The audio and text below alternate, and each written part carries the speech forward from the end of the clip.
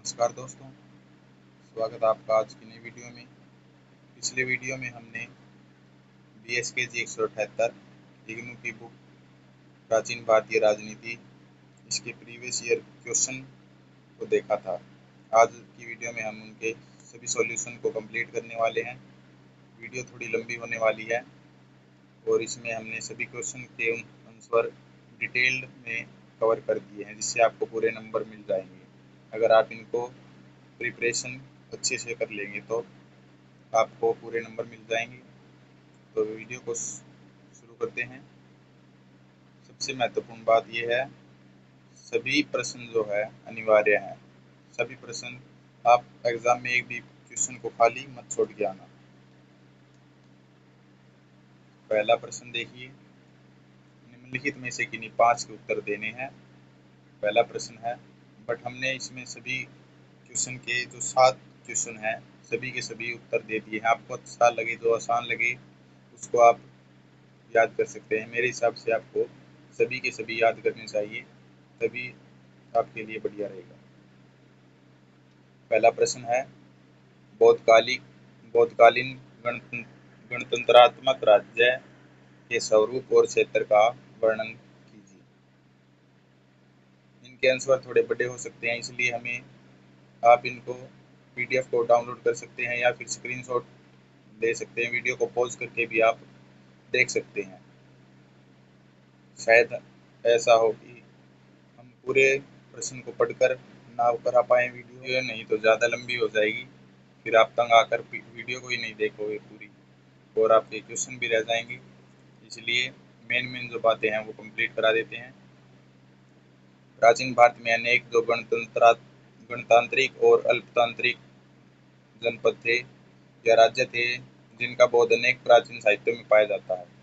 कई बौद्ध एवं जैन अन्य संस्कृत साहित्यों में इनका उल्लेख मिलता है और इन ग्रंथों में धर्म की प्रतिष्ठा जिन उद्देश्यों को लेकर की गई थी उनकी पूर्ति हेतु समाज में मौलिक क्रांति उत्पन्न करना भी आवश्यक था। वैदिक काल के बाद राजतंत्रात्मक व्यवस्था के अतिरिक्त राज्य के गणराज्य स्वरूप का भी उद्भव होने लगा था। KP जायसवाल ने इस नूतन व्यवस्था को सामुदायिक स्वशासन के रूप में व्यवस्थित किया है।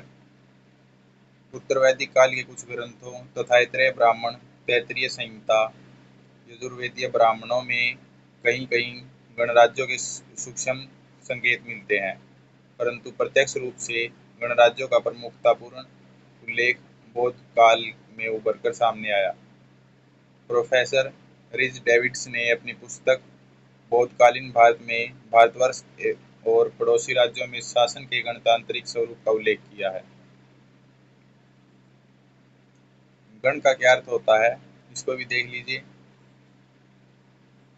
गण का अर्थ है गणना, संख्या में से इसका संबंध है। गणराज्य का अर्थ हुआ संख्या का राज्य, अर्थात किसी एक व्यक्ति द्वारा नहीं अपितु बहुसंख्यक लोगों द्वारा शासन। अन्य शब्दों में कहा जा सकता है, राज्य पर किसी एक राजा स्वामी होकर राज्य का संचालन नहीं करता, अपितु बहुसंख्या रूप युक्त व्यक्तियों का समूह स्वामी होकर राज्य का संचालन करता है। बौद्ध ग्रंथ के महापरिनिब्बाण सूत्र में बुद्ध को भिक्षुओं की संख्या के विषय में प्रश्न पूछा गया था। सभा में भिक्षुओं की संख्या गण के समान ही मतदान के माध्यम से निर्धारित की गई थी।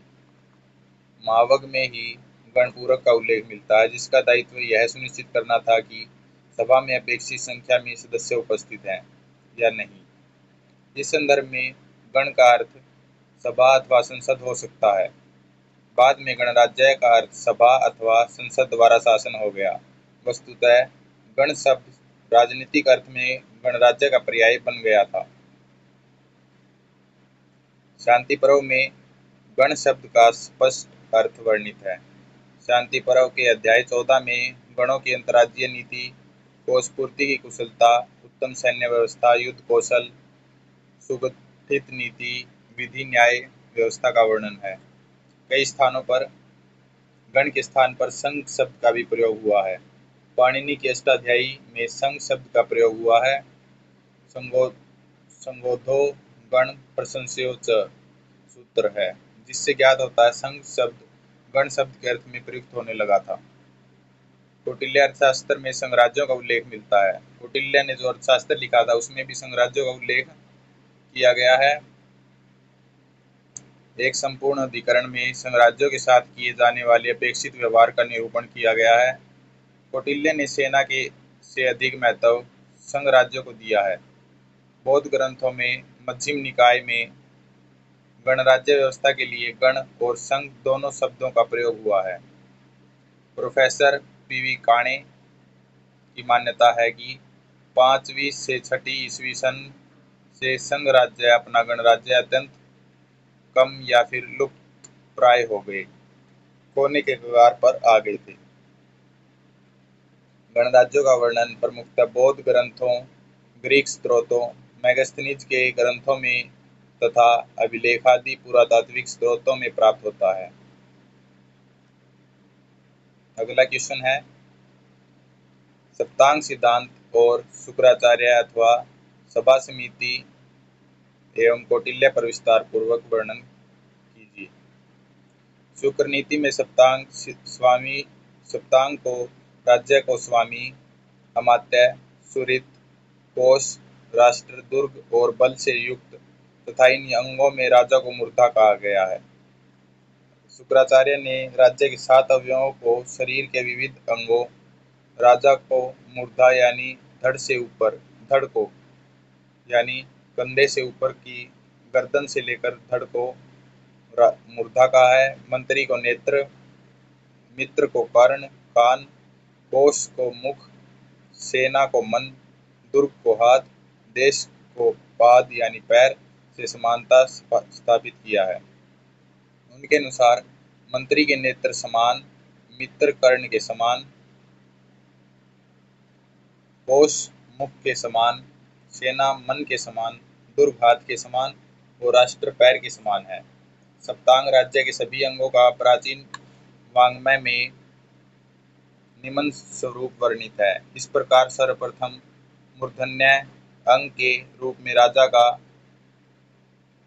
कथन किया गया है। राजा राज्य के सप्तांगों में सर्वाधिक महत्वपूर्ण अंग के रूप में है राजा। राजा को शुक्र नीति में मूर्धा के रूप में माना गया है। राजा को स्वामी, अधिपति, आत्मा अलग अलग पर्याय के द्वारा संबोधित किया गया है। शुक्राचार्य, कौटिल्य आदि आचार्यों ने राजा के लिए अनेक आवश्यक गुण बताए हैं। राजा धार्मिक, उच्च कुलोत्पन्न, सत्यवादी, सत्य प्रतिज्ञ, विनयशील, कृतज्ञ आदि उत्तम गुणों से युक्त शास्त्र ज्ञाता होता है। राजा अपने स्वधर्म का पालन, प्रजा के प्रति कर्तव्य का निर्वहन, धर्मानुसार दंड को धारण करता है। महाभारत में राजा को दैवीय शक्ति से युक्त बताया, अर्थात पृथ्वी पर प्रतीक के रूप में राजा को, जो देवता है उनके प्रतीक के रूप में राजा को प्रतिनिधि माना गया है। अर्थशास्त्र में काम, क्रोध, लोभ, मोह आदि को राजश्री राजा का वर्णन प्राप्त होता है। अमात्य, शुक्र नीति में अमात्य को चक्षु यानी नेत्र कहा गया है। अमात्य को मंत्री, सचिव आदि पर्याय के द्वारा परामर्शदाता, विचारक के रूप में राजा का नेत्र कहा गया है। अमात्य या सचिव का उल्लेख हमें वैदिक वाङ्मय में भी प्राप्त होता है। ऋग्वेद में अमात्य के लिए अम्वान अर्थात सदा साथ रहने वाला के अर्थ में प्रयुक्त हुआ है। अत्रेय ब्राह्मण में इंद्र के सचिव के रूप में मरुत का उल्लेख हुआ है। कौटिल्य के अर्थशास्त्र, मनुस्मृति, शुक्र नीति आदि प्राचीन भारतीय राजनीतिक ग्रंथों में अमात्य के गुणों व कार्यों का विस्तार से विवरण प्राप्त होता है। कौटिल्य के शब्दों में राज्य चक्र को सुचारू रूप से चलाए जाने के लिए सचिव की नियुक्ति तथा उसके मत को सुनना आवश्यक कहा गया है। कौटिल्य ने अमात्य एवं मंत्री में अंतर किया है। आचार्य कौटिल्य राजा को योग्य अमात्यों को नियुक्त करके शासन व्यवस्था संचालित करने का निर्देश करते हैं। उनके अनुसार राजा योग्य पुरुषों को देश, काल तथा कार्य आदि का परीक्षण करके अमात्य नियुक्त करे तथा मंत्री के रूप में सर्व गुण संपन्न व्यक्ति को नियुक्त करे। महाभारत के अनुसार कुलीन, विद्वान, सर्वशास्त्र निपुण, कृतज्ञ, बलवान, जितेंद्रिय, स्वदेशवासी, स्वामी भक्त आदि गुणों से युक्त पुरुष को अमात्य बनाना चाहिए। ये सारी जो अमात्य की वो यानी विशेषता बताई गई है। तीसरा है जनपद। जनपद का शाब्दिक अर्थ जन अर्थात लोगों का निवास स्थान है। राज्य के सप्तांगमत स्वरूप में जनपद अथवा राष्ट्र का प्रयोग हुआ है। ऋग्वेद में राष्ट्र का प्रयोग ज्यादातर होता है। शुक्र नीति, मनुस्मृति आदि ग्रंथों में राष्ट्र शब्द का प्रयोग इस प्रकार हुआ है। सामान्यतः राष्ट्र एवं जनपद का प्रयोग राज्य के एक अंग के रूप में पर्यायवत हुआ है, परंतु जनपद सामान्यतः छोटे भूभाग तथा राष्ट्र विशाल भूभाग के लिए प्रयुक्त हुआ है। सामान्यतः जनपद अथवा राष्ट्र वह सुनिश्चित क्षेत्र है जिसमें राजा एवं प्रजा को समर्थन और सुरक्षा मिलती है। कौटिल्य के अनुसार राजा को अपने या दूसरे देश के लोगों को बुलाकर बसाना चाहिए। शूद्र कृषक से बहुल गांव को इस प्रकार एक कोस या 2 कोस दूर बसाया जाए ताकि आपातकाल की स्थिति में एक दूसरे की वे सहायता कर सकें। नदी, वृक्ष, जंगल, सेतु, बंध आदि से जनपद की सीमा को सुरक्षित बनाया जा सके। 800 गांव का एक स्थानीय, 400 गांव का द्रोणमुख तथा 200 गांव का खारटिक यानी कार्यटिक नामक अधिकारी तथा सीमा पर अंतपाल नामक दुर्गाधिकारी नियुक्त किया जा सके। महाभारत में शांति पर्व में भी जनपद व्यवस्था का वर्णन मिलता है, जहां 10 ग्राम, 20 ग्राम, 100 ग्राम और शास्त्रों के संगठन एवं अधिकारी ग्रामिक, 10 ग्रामाधिपति, 20 सत्याधिपति, शतग्रामाधिपति, सहस्त्रग्रामाधिपति के रूप में है। दुर्ग राज्य का प्रमुख अंग दुर्ग है। दुर्ग को राज्य का हस्त या हाथ कहा गया है। राज्य सुरक्षा के दृष्टिकोण से दुर्ग का महत्वपूर्ण स्थान है। राजा को 6 प्रकार के दुर्ग यानी धन दुर्ग, मही दुर्ग, नौगिरी दुर्ग, मनुष्य दुर्ग, जल दुर्ग और वन दुर्ग का निर्माण करना चाहिए। धन दुर्ग के चारों ओर बालू मिट्टी का घेरा होता है। पर्वतों से घिरा हुआ मही दुर्ग होता है। जल से घिरा हुआ जल दुर्ग, बांस आदि से घिरा वन दुर्ग तथा सैन्य से घिरा हुआ मनुष्य दुर्ग तथा दुर्गाधिकारी के रूप में कुशल योद्धा नियुक्त होते थे। कौटिल्य ने सप्तांग राज्य में दुर्ग को राजधानी के रूप में वर्णित किया है। दुर्ग के आंतरिक एवं बाहरी संरचना अन्न, ईंधन, नमक, पानी, बारूद आदि भंडारगृह, दिशा विशिष्ट देवता स्थान आदि का सूक्ष्म विवेचन किया गया है। अर्थशास्त्र में 4 प्रकार के दुर्ग निर्माण बताया गया है। औदिक दुर्ग, पार्वत दुर्ग, धानवन दुर्ग, वन दुर्ग। नगर की रक्षा के दृष्टिकोण से औदिक दुर्ग तथा पर्वत दुर्ग शत्रु पर प्रत्यक्ष आक्रमण से सुरक्षा हेतु निर्माण किया जाता था। धानवन दुर्ग तथा वन दुर्ग राजा को अप्रत्यक्ष सुरक्षा के लिए निर्माण किया जाता था तथा दुर्ग को सुविधानुसार छोटे भागों में बांटकर स्थानिक नियुक्त करना चाहिए।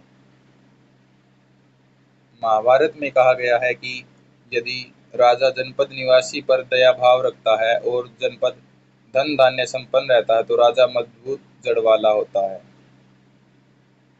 अगला जो पॉइंट है कोश। प्राचीन भारतीय वाङ्मय में पुरुषार्थ चतुष्टय में अर्थ का महत्व विस्तार से वर्णित है। राजनीति में भी कोश का महत्वपूर्ण स्थान है। कोश के बल पर ही सेना, दुर्ग निर्माण आदि राज्य संचालन हो सकता है। कोश में पूर्वज राजाओं के द्वारा संचित धन, स्वयं द्वारा अर्जित धन होना चाहिए। कोश स्वर्ण आदि बहुमूल्य रत्न का भंडार होता है जिससे आपातकाल में प्रजा की रक्षा हो सके, राज्य की भूमि, सेना तथा सामर्थ्य की वृद्धि हो सके। आचार्य कौटिल्य ने कोश वृद्धि के 8 उपाय बताए हैं। पहला प्रचार समृद्धि, दूसरा चरित्रानुग्रह और तीसरा चोर निग्रह, चौथा युक्त प्रतिषेध, सस्य संपत्ति पांचवा, छठा उपसर्ग प्रमोक्ष, सातवां परिहार रक्षय, आठवां हिरणोपायनम। जनपद के पुराने आचार व्यवहार का ख्याल रखना चाहिए, चोरों का निग्रह करना चाहिए, अध्यक्षों को धन के अपहरण से रोकना, अन्न आदि को उपज करवाना, जल स्थल में उत्पन्न होने वाले वस्तुओं को बढ़ावा देना, आपदा से रक्षा करना, कर आदि को वसूलना, हिरण्य या सुवर्ण आदि को प्राप्त करना, ये 8 उपाय हैं। इसी तरह अर्थशास्त्र में कोष के अक्षय के 8 प्रकारों का वर्णन हुआ है। प्रतिबंध, प्रयोग, व्यवहार, अवस्तार, परिहापणम, उपभोग, परिवर्तनम और अपहार।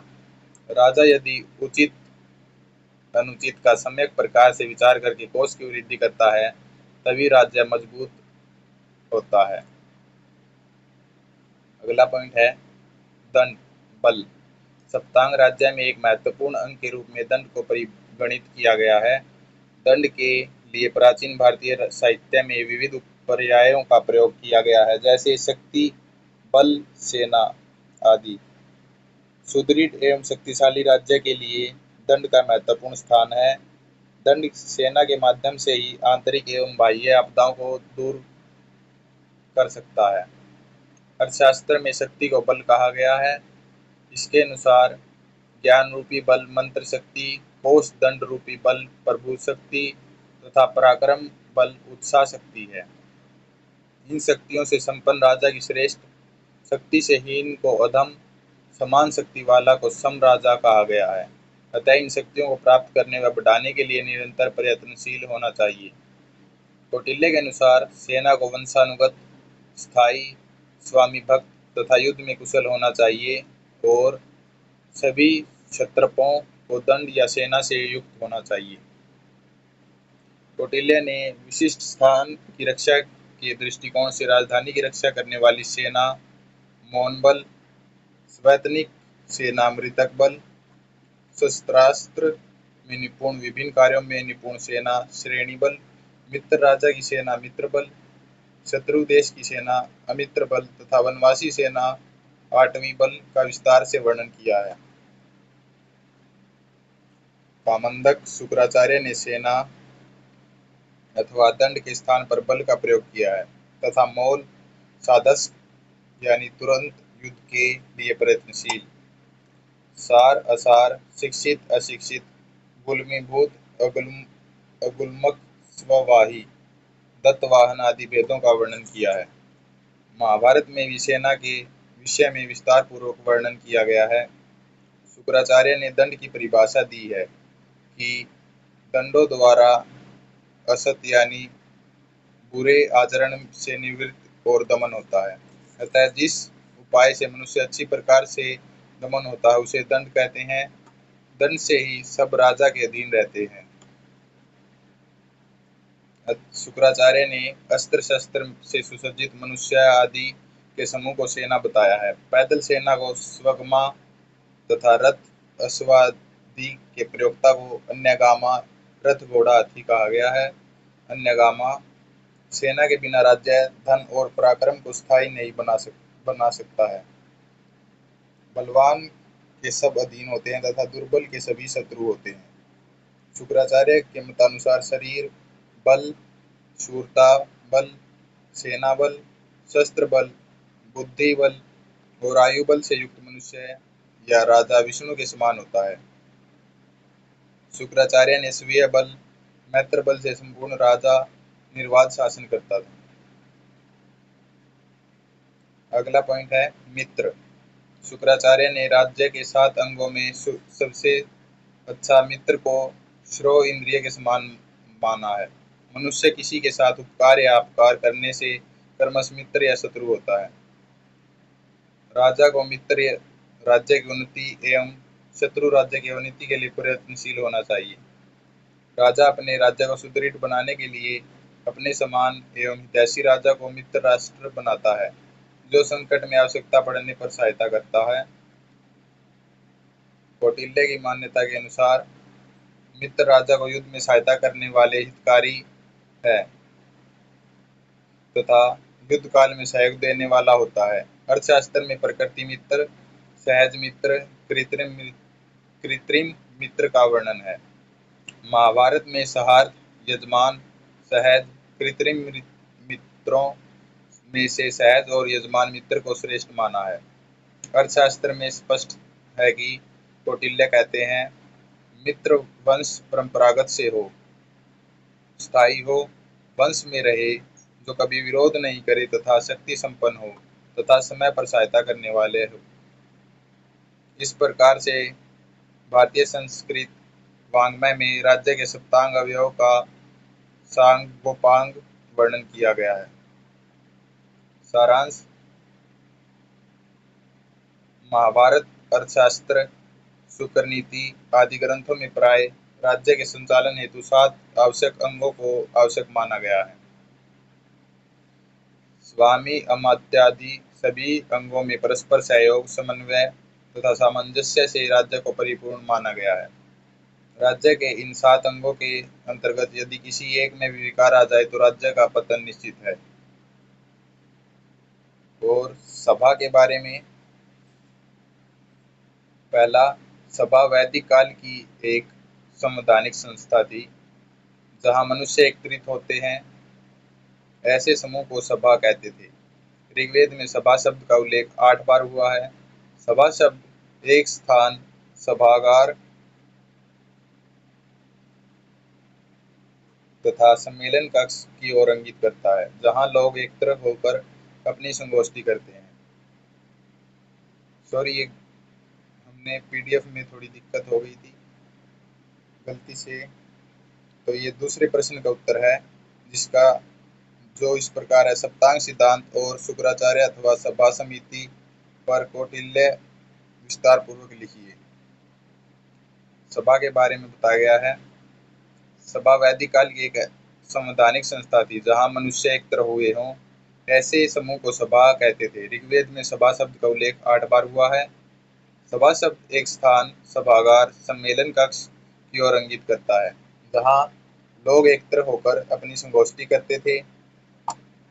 ऋग्वेद के अष्टम मंडल में एक उदाहरण है। इंद्र के ऐसे समर्थक जो अश्वों, रथों आदि से युक्त धनी तथा धन संपदा से संपन्न थे, सभा में जाते थे। ऋग्वेद में एक मंत्र में बताया गया है कि तुम अपने घर को भद्र बनाओ, तुम्हारी वाणी भद्र हो और तुम चिरकाल तथा सभा में रहो। एक अन्य मंत्र में यह शब्द आया है, वे सदा सभा में जाते हैं। अन्यत्र सभे विप्र का उल्लेख है, जिससे सूचित होता है कि सभा के सदस्यों को सभे कहा जाता था। यह एक सुसंगठित संस्था थी, परंतु कभी कभी सभा में आमोद प्रमोद भी होता था और लोग वहां जाकर जुआ आदि भी खेलते थे। ऋग्वेद के एक मंत्र में लिखा है, जुआ खेलने वाले सभा में जाते हैं, यह समझते हुए कि हम ही विजयी होंगे, वहां उनके पास से बिखरे रहते हैं। वैदिक राष्ट्रों व जनपदों में सभा नाम की संस्था प्राय विकसित हो चुकी थी। अगला है समिति। समिति, ऋग्वेद में सभा के समान समिति का भी अनेक स्थानों पर उल्लेख है। एक मंत्र में राजा के समिति में भाग लेने के लिए जाने का निर्देश किया गया है। सभा और समिति में क्या भेद था, यह वैदिक साहित्य में स्पष्ट नहीं होता है, लेकिन वैदिक मंत्रों का भली भांति जानकर विद्वान इस परिणाम पर पहुंचे हैं कि सभा समिति की तुलना में एक बड़ी संस्था थी। यह माना जाता था कि वह संपूर्ण विश्व या प्रजा की प्रतिनिधित्व करती है। संभवतः राष्ट्र के अंतर्गत सब गांवों में ब्राह्मणी उसमें सम्मिलित होते थे तथा साथ ही विश्व के कतिपय प्रमुख व्यक्ति, सूत, रथकार, अन्य शिल्पी आदि भी उसमें उपस्थित होते थे और राजा भी समिति में उपस्थित होता था। समिति के अध्यक्ष को ईशान कहते थे। सभा समिति को की अपेक्षा एक छोटी संस्था थी, उसमें कुछ विशिष्ट व्यक्ति ही सम्मिलित होते थे। वैदिक कालीन संवैधानिक संस्थाओं में सर्वप्रमुख संस्था समिति के नाम से ही जानी जाती थी। यह एक राष्ट्रीय संस्था थी जो विश्व द्वारा निर्मित की गई थी। इस समिति में उपस्थित विश्व ही राजा का निर्वाचन तथा पुनर्निर्वाचन करते थे। ऋग्वेद और अथर्ववेद के विविध मंत्रों में समिति के कार्यों का उल्लेख मिलता है। ऋग्वेद में कहा गया है कि समानम व्रतम सह चित्तेषाम। अथर्ववेद का मंत्र है समानो मंत्रम समिति समानी। राजा के लिए समिति में जाना अपेक्षित था। ऋग्वेद में कहा गया है राजा न सत्यम समितिरियानम। राजा यदि समिति में उपस्थित नहीं होता है तो वह असत्य राजा है। सदस्य अपना ऐसा वक्तव्य देते थे जो समिति में स्वीकृत हो जाए। संग्राम समित्यस्तेषु चारु वदेम ते। इस प्रकार के पी जायसवाल के अनुसार समिति राष्ट्र के सभी सदस्यों की सभा थी। उसका संगठन प्रतिनिधित्व पर होता था। वह सार्वभौमिक संस्था थी। उसे राजा को चुनने, पद पर आसीन करने, पुनः नियुक्त करने का अधिकार था। समिति के समान सभा भी सार्वजनीन संस्था थी। समिति के संबंध में प्राय स्पष्ट है कि वह राजा की नियुक्ति और युति में महत्वपूर्ण स्थान रखती थी। अगला जो क्वेश्चन है, भारतीय राजतंत्र के स्वरूप और राजधर्म का विस्तार पूर्वक वर्णन करें। सॉरी, उत्तर है इसका प्राचीन भारतीय राजतंत्र का विकसित स्वरूप का दिग्दर्शन हमें वैदिक साहित्य में उपलब्ध होता है। वेद में कुल, ग्राम, विश्व, जनपद एवं राष्ट्र की रक्षा के लिए कुलपति, ग्रामणी, विश्वपति, जनपति एवं राजन के चुनाव किए जाने तथा संचालन हेतु सभा, समिति, विदत आदि समूह का विवरण है।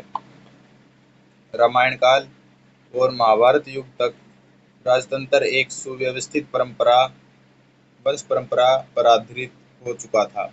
बौद्ध साहित्य में 16 जनपदों में प्रचलित राजतंत्र तथा लिच्छवी में प्रचलित गणतंत्रात्मक राजतंत्र का प्रसिद्ध लोकतांत्रिक स्वरूप प्राप्त होता है। प्राचीन संस्कृत वाङ्मय में राजा के चुनाव, कर्तव्य, धर्म आदि का सूक्ष्म विवरण प्राप्त होता है। महाभारत, रामायण, मनुस्मृति, शुक्र नीतिसार, अर्थशास्त्र आदि ग्रंथों में राजधर्म को विस्तार से प्रतिपादित किया गया है।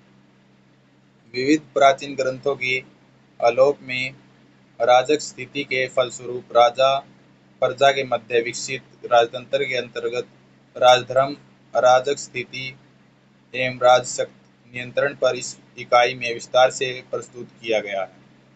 अगला जो क्वेश्चन है, चलिए देखते हैं। मंत्रिपरिषद का क्या अर्थ है और उनके अधिकार और कर्तव्यों का वर्णन विस्तार पूर्वक कीजिए। सबसे पहले मंत्रिपरिषद का जो अर्थ है, प्राचीन भारतीय राजनीति के संदर्भ में प्राचीन भारत में मंत्रिपरिषद एक ऐसी संस्था थी जो राजा के शासन कार्य में सहायता करती थी। यह राजा के प्रमुख सलाहकारों का समूह होता था जो नीतियों, युद्ध, शांति, न्याय, वित्त आदि मामलों में राजा को सुझाव देता था। मनुस्मृति अर्थशास्त्र जो चाणक्य द्वारा रचित है। महाभारत और शांति पर्व जैसे ग्रंथों में मंत्रिपरिषद का स्पष्ट उल्लेख मिलता है। चाणक्य ने मंत्रियों को शासन की रीढ़ की हड्डी कहा है। राजा चाहे जितना भी शक्तिशाली हो, बिना योग्य मंत्रिपरिषद के वह भी शासन नहीं कर सकता है। मंत्रिपरिषद की संरचना। मंत्रिपरिषद के सदस्य प्राय विद्वान, नीतिज्ञ, अनुभवी और धर्मशास्त्र, अर्थशास्त्र, युद्ध नीति आदि के ज्ञाता होते थे।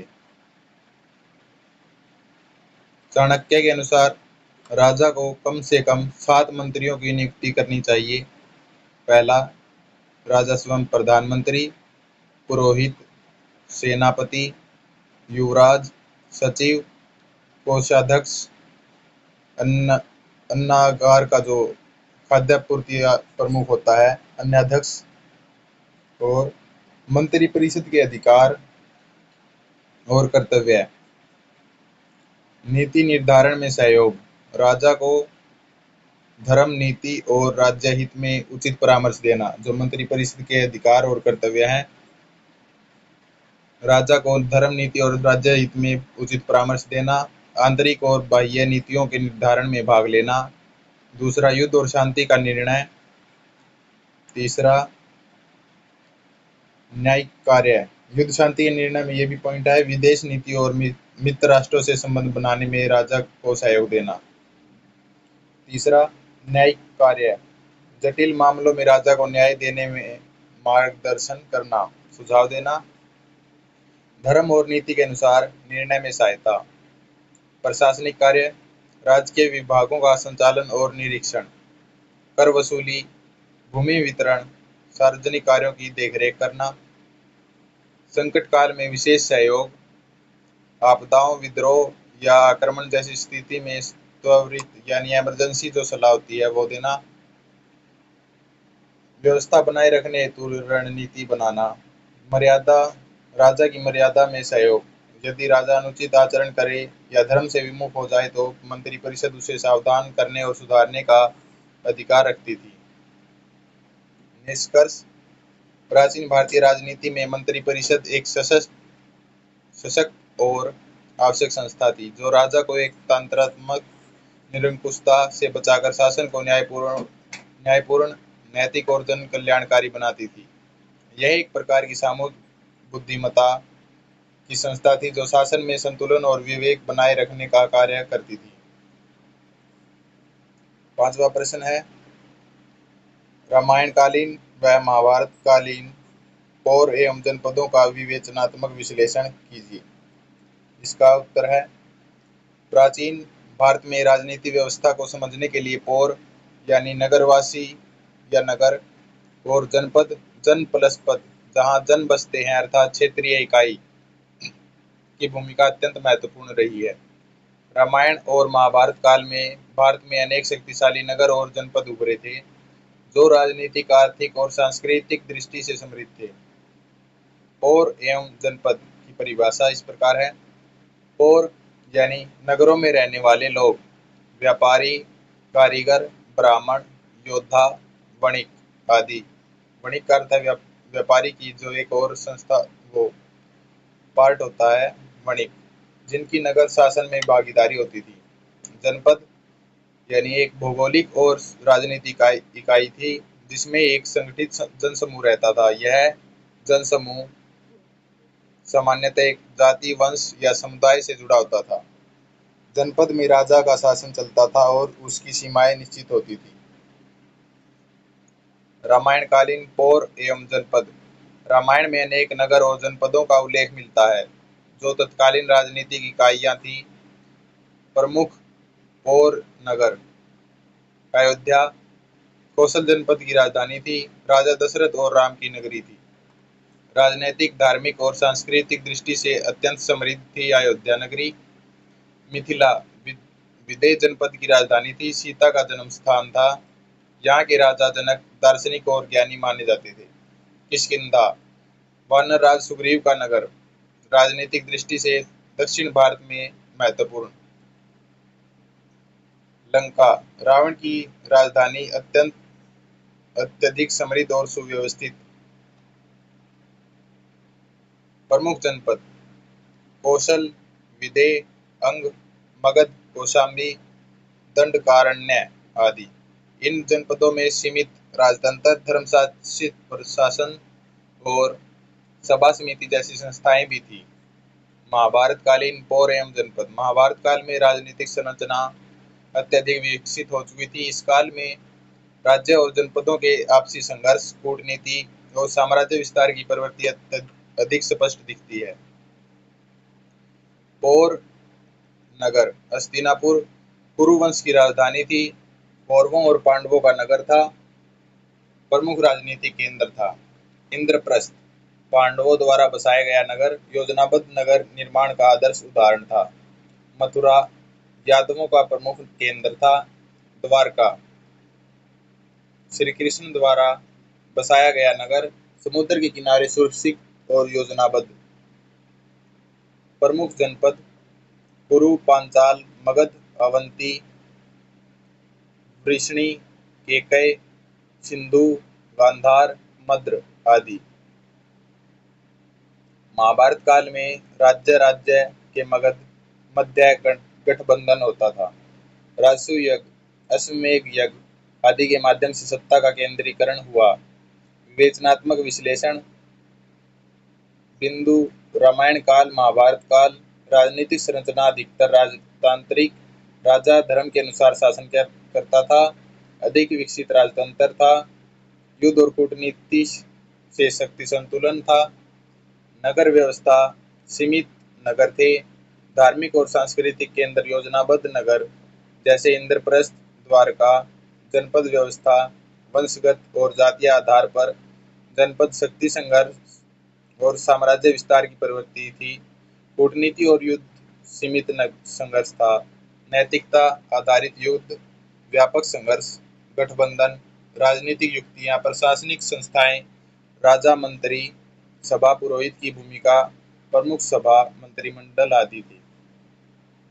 निष्कर्ष निकलता है, रामायणकालीन और महाभारतकालीन पौर एवं जनपदों की तुलना करने पर स्पष्ट होता है कि प्राचीन भारतीय राजनीति ने सरल राजतंत्र से विकसित साम्राज्य प्रणाली तक की यात्रा की। जहां रामायण काल में शासन अधिक नैतिकता और धर्म पर आधारित था, वहीं महाभारत काल में राजनीति अधिक यथार्थवादी, शक्ति केंद्रित और रणनीतिक हो गई थी। इन दोनों कालों में पौर एवं जनपद केवल भौगोलिक इकाइयां नहीं थी, बल्कि वे भारतीय संस्कृति और शासन के स्तंभ थे। छठा क्वेश्चन है, दक्षिण भारतीय शासन व्यवस्था क्या है? ग्रामीण शासन व्यवस्था की विवेचना कीजिए। इसका आंसर है, प्राचीन भारत में दक्षिण भारतीय शासन व्यवस्था ने राजनीतिक, सामाजिक और प्रशासनिक दृष्टि से एक विशिष्ट स्थान बनाया है। उत्तर भारत की तुलना में दक्षिण भारत में स्थानीय स्वशासन, विशेषकर ग्रामीण स्वायत्तता अधिक विकसित थी। यह शासन व्यवस्था चोल, पल्लव, पांड्य और चालुक्य जैसे राजवंशों के अधीन विकसित हुई। दक्षिण भारतीय शासन व्यवस्था की विशेषताएं, राजतंत्रात्मक शासन था। दक्षिण भारत में भी शासन पद्धति राजतांत्रिक थी, परंतु राजा के साथ स्थानीय निकायों जैसे ग्राम सभाओं की विकसित भूमिका भी महत्वपूर्ण थी। राजा धर्म, न्याय और प्रशासन का संरक्षक माना जाता था। स्वायत्त ग्राम पंचायतें, दक्षिण भारत में विशेष रूप से चोल काल 9वीं से 13वीं शताब्दी में ग्राम पंचायतें अत्यंत शक्तिशाली और व्यवस्थित थी। ये पंचायतें स्थानीय प्रशासन, न्याय, कर वसूली और जनहित कार्यों का संचालन करती थी। ग्रामीण शासन व्यवस्था की विवेचना, ग्राम सभा ग्रामीण शासन की मूल इकाई थी। इसमें गांव के सभी भूमि स्वामियों या करदाता नागरिकों की सहभागिता होती थी। यह सभा नियमित बैठकें करती थी और निर्णय सामूहिक सहमति से होते थे। पंचायत समितियां, ग्राम सभा के अंतर्गत विभिन्न समितियां कार्य करती थी। समिति का नाम धर्म व्यय वर्य समिति धार्मिक और नैतिक कार्य था। तोटवाड़ी समिति सिंचाई व्यवस्था और जल निकासी इसका कार्य था। एरिवार्यम समिति यानी इसका कार्य न्यायिक कार्य था। पोंवारी वारियम कर वसूली और वित्त प्रबंधन। समाय समिति समयबद्ध कार्य योजना का निरीक्षण करना। इन समितियों के सदस्य चयन प्रणाली कुड़वोलाई प्रणाली के माध्यम से चुने जाते थे, जिसमें पात्र व्यक्तियों के नाम तांबे के बर्तनों में रखे जाते थे और ईश्वर की प्रेरणा से एक नाम चुना जाता था। ग्राम प्रशासन की प्रमुख विशेषताएं, स्वायत्तता, ग्रामों को प्रशासनिक कार्यों में राजा से अधिक स्वतंत्रता प्राप्त थी। वित्तीय स्वतंत्रता, कर एकत्र करने, भूमि वितरण और विकास कार्यों के लिए अपने निर्णय स्वयं लेते थे। सामूहिक उत्तरदायित्व, किसी भी निर्णय का उत्तरदायित्व पूरी पंचायत पर होता था। लोकतांत्रिक परंपरा, निर्णय सामूहिक चर्चाओं के माध्यम से होते थे। न्यायिक कार्य, ग्राम सभा और उसकी समितियां छोटे मोटे विवादों का निपटारा करती थी। जटिल मामलों को उच्च निकाय या राजा के पास भेजा जाता था। निष्कर्ष, दक्षिण भारतीय शासन व्यवस्था विशेषतः ग्रामीण प्रशासन, प्राचीन भारतीय राजनीति का एक आदर्श एवं सशक्त रूप थी। यह व्यवस्था न केवल जन सहभागिता पर आधारित थी, बल्कि उसने लोकतांत्रिक मूल्यों, उत्तरदायित्व और स्वावलंबन की मिसाल पेश की। विशेषकर चोलकालीन पंचायत व्यवस्था को भारत की प्राचीन लोकतांत्रिक परंपरा का प्रतीक माना जा सकता है। 7वां क्वेश्चन है, धर्म की अवधारणा को स्पष्ट करते हुए धर्म, व्यवहार और चरित्र तथा राजशासन का विस्तार पूर्वक वर्णन कीजिए। इसका उत्तर है, धर्म की अवधारणा, कॉन्सेप्ट ऑफ धर्म। प्राचीन भारतीय राजनीति में धर्म केवल धार्मिक आस्था का विषय नहीं था, बल्कि राजनीति, समाज और शासन व्यवस्था की आधारशिला था। धर्म का शाब्दिक अर्थ, धारण करने योग्य तत्व, अर्थात वह तत्व जो व्यक्तिगत जीवन, सामाजिक व्यवस्था और राजकीय शासन को संतुलित और न्यायसंगत बनाए रखता था। मनुस्मृति में धर्म को इस प्रकार परिभाषित किया गया है, धैर्य, क्षमा, आत्मसंयम, चोरी न करना, पवित्रता, इंद्रिय निग्रह, विद्या, सत्य और क्रोध न करना, ये धर्म के 10 लक्षण हैं। धर्म, व्यवहार और चरित्र। धर्म और व्यवहार। धर्म का प्रभाव सीधे व्यक्ति के व्यवहार पर पड़ता था। सत्य, अहिंसा, दया, सेवा, संयम आदि व्यवहारिक गुण धर्म के अंग माने जाते थे। राजा, प्रजा, ब्राह्मण, क्षत्रिय, वैश्य, शूद्र सभी के लिए उनके स्वधर्म निर्धारित थे।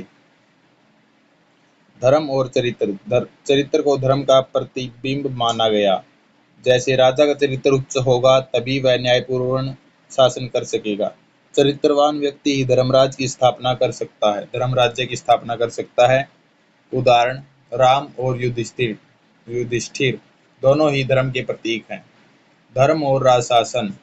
राजा को धर्म का रक्षक, धर्मपालक माना जाता था। राजा का मुख्य कार्य था धर्म स्थापन, अर्थात राज्य में न्याय, शांति और नीति का पालन कराना। महाभारत में अर्थशास्त्र में राजा को धर्म के अनुसार शासन करने की आज्ञा दी गई है। राजधर्म के बारे में, राजा के लिए विशेष राजधर्म निर्धारित थे। राजधर्म के अंग विवरण, न्याय का पालन सभी के लिए निष्पक्ष करना, प्रजा की रक्षा, आंतरिक और बाह्य संकटों से सुरक्षा करना, नीति अनुसार कर निर्धारण और कर वसूली धर्म सम्मत हो, धार्मिक स्वतंत्रता का संरक्षण, सभी लोगों को धर्म के पालन की स्वतंत्रता, सामाजिक व्यवस्था बनाए रखना, आश्रम और वर्ग के अनुसार संतुलन बनाए रखना। धर्म और न्याय। राजा को शास्त्रों के आधार पर न्याय देना अनिवार्य था। न्याय केवल कानून के आधार पर ही नहीं, बल्कि न्याय बुद्धि और धर्म बुद्धि पर आधारित होता था। व्यावहारिक उदाहरण, रामायण और महाभारत के अंतर्गत। राम, मर्यादा पुरुषोत्तम। श्री राम ने राजधर्म के पालन हेतु वनवास स्वीकार किया, पत्नी का परित्याग तक किया, क्योंकि वे धर्म और राजा के कर्तव्य को सर्वोपरि मानते थे। युधिष्ठिर, धर्मराज। युद्ध, सत्यवादिता और न्यायप्रियता में युधिष्ठिर को धर्मराज की संज्ञा दी गई है। उन्होंने भीम और अर्जुन जैसे योद्धाओं से अधिक नैतिक बल का प्रयोग किया। निष्कर्ष, प्राचीन भारतीय राजनीति में धर्म, व्यवहार, चरित्र और राजशासन परस्पर गहराई से जुड़े हुए थे। धर्म एक ऐसा आधार था जिस पर व्यक्ति, समाज और राज्य तीनों की संरचना टिकी थी। राजा से लेकर सामान्य नागरिक तक सभी के लिए धर्म का पालन आवश्यक था। राजा के चरित्र में ही धर्म राज्य की स्थिरता और न्याय का संकेत माना जाता था। इसलिए धर्म आधारित शासन व्यवस्था को ही प्राचीन भारत में आदर्श शासन यानी आइडियल रूल कहा गया है, जिसमें न्याय, नीति और नैतिकता के साथ प्रशासन का संचालन होता था। तो देखिए सेकंड क्वेश्चन अब करते हैं। निम्नलिखित में से किन्हीं 5 प्रश्नों के उत्तर दीजिए। पहला है, शासकीय व अनौपचारिक संस्थाओं का वर्णन कीजिए। इसका उत्तर है, प्राचीन भारतीय राजनीति में शासन व्यवस्था केवल राजा और मंत्रियों तक ही सीमित नहीं थी, बल्कि उनमें शासकीय यानी फॉर्मल और अनौपचारिक इनफॉर्मल दोनों प्रकार की संस्थाओं की महत्वपूर्ण भूमिका होती थी। इन संस्थाओं के माध्यम से राज्य संचालन, न्याय व्यवस्था, प्रशासनिक नियंत्रण और समाज के नैतिक अनुशासन को बनाए रखा जाता था। शासकीय संस्थाएं, फॉर्मल इंस्टीट्यूशंस, ये संस्थाएं सीधे तौर पर राजकीय शासन प्रणाली से संबंधित थी और शासन में औपचारिक भूमिका निभाती थी। पहला है इसका पार्ट, राजा स्वयं शासकीय संस्थाओं के अंतर्गत आता था। शासकीय व्यवस्था का केंद्र बिंदु राजा था। धर्म, न्याय और सुरक्षा का प्रमुख संरक्षक था। राजधर्म को राजधर्म और न्याय के पालन हेतु उत्तरदायी था। मंत्री परिषद, काउंसिल ऑफ मिनिस्टर्स, राजा को सलाह देने वाली संस्था मंत्री परिषद थी। विभिन्न मंत्री जैसे सेनापति, महामात्य, पुरोहित, कोषाध्यक्ष आदि नियुक्त किए जाते थे। अर्थशास्त्र और मनुस्मृति में मंत्री परिषद का उल्लेख मिलता है। इसका तीसरा पार्ट, सभा और समिति, ये दो प्राचीन शासकीय संस्थाएं थी जो विशेष रूप से वैदिक काल में सक्रिय थी। सभा वरिष्ठों की परिषद न्याय, नीति और प्रशासन से संबंधित निर्णय लेती थी। समिति जनता की व्यापक प्रतिनिधि संस्था, राजा के चुनाव और सामाजिक निर्णयों में भागीदारी। अधिकारी वर्ग, एडमिनिस्ट्रेटिव ऑफिशियल्स जैसे अमात्य यानी मंत्री, दुर्गपाल किला का संरक्षक, सेनापति सेना प्रमुख, ग्रामीण जो गांव का अधिकारी होता था, ये शासन के विभिन्न अंगों में उत्तरदायी होते थे। अब देखिए अनौपचारिक संस्थाएं, इनफॉर्मल इंस्टीट्यूशंस, ये संस्थाएं किसी लिखित या विधिक ढांचे में नहीं बंधी थी, लेकिन समाज और राजनीति के संचालन में अत्यंत प्रभावशाली थी। पहला है धर्मशास्त्र और स्मृतियाँ। मनुस्मृति, याज्ञवल्क्य स्मृति, नारद स्मृति आदि ने समाज के लिए धार्मिक और नैतिक आचार संहिताएं निर्धारित की। ये राजा और प्रजा दोनों के लिए धर्म का आधार थी। ब्राह्मण और पुरोहित वर्ग, धार्मिक और नैतिक दिशा देने वाले, राजा के परामर्शदाता भी होते थे। ये यज्ञ, संस्कार और धर्म विधानों में मार्गदर्शन करते थे। तीसरा, गण व संघ, रिपब्लिकन बॉडीज, कुछ क्षेत्रों में गणराज्य प्रणाली विधि जैसे लिच्छवी और शाक्य में, वहाँ निर्णय सभा और सामूहिक मंत्रणा द्वारा लिए जाते थे। यह व्यवस्था शासकीय और अनौपचारिक दोनों का मिश्रण थी। जाति पंचायत यानी ग्राम पंचायत, सभा में विवादों के निपटारे और सामाजिक व्यवस्था बनाए रखने हेतु पंचायतें कार्य करती थी। राजा द्वारा सीधे हस्तक्षेप की आवश्यकता नहीं पड़ती थी। तुलना, शासकीय बनाम औपचारिक, शासकीय वर्सेस अनौपचारिक संस्थाओं में अंतर क्या है?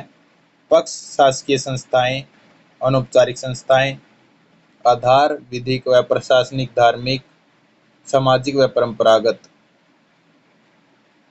उदाहरण इसका, राजा, मंत्री, सभा, अधिकारी, धर्मशास्त्र, पुरोहित, पंचायतें। निष्कर्ष क्या निकलता है? प्राचीन भारतीय राजनीति में शासकीय और अनौपचारिक संस्थाओं का परस्पर सहयोगात्मक संबंध था। जहाँ शासकीय संस्थाएं शासन और प्रशासन के लिए उत्तरदायी थी, वहीं अनौपचारिक संस्थाएं समाज में नैतिक और धार्मिक अनुशासन बनाए रखती थी। इन दोनों के संतुलन से ही धर्म आधारित राज्य व्यवस्था की स्थापना संभव हो पाई, जो प्राचीन भारत की एक विशेष विशेषता रही। दूसरा प्रश्न है, दंड के महत्व का वर्णन कीजिए। उत्तर, प्राचीन भारतीय राजनीति में दंड को राज्य संचालन और सामाजिक व्यवस्था बनाए रखने का एक अत्यंत आवश्यक साधन माना गया है। मनुस्मृति, अर्थशास्त्र, महाभारत और अन्य धर्म ग्रंथों में दंड को ही राज्य के सबसे महत्वपूर्ण अंगों में से एक बताया गया है। अर्थशास्त्र में कहा गया है, दंड ही धर्म का रक्षक है। दंड ही राज्य का आधार है। बिना दंड के समाज अराजक हो जाता है। मीनिंग ऑफ दंड, सामान्य अर्थ है शास्ति यानी सजा देना या प्रशासनिक दंड। राज्य द्वारा अपराधियों, अन्यायकारियों या शासकीय नियमों के उल्लंघनकर्ताओं को दंड देना समाज में अनुशासन और न्याय की स्थापना के लिए आवश्यक था।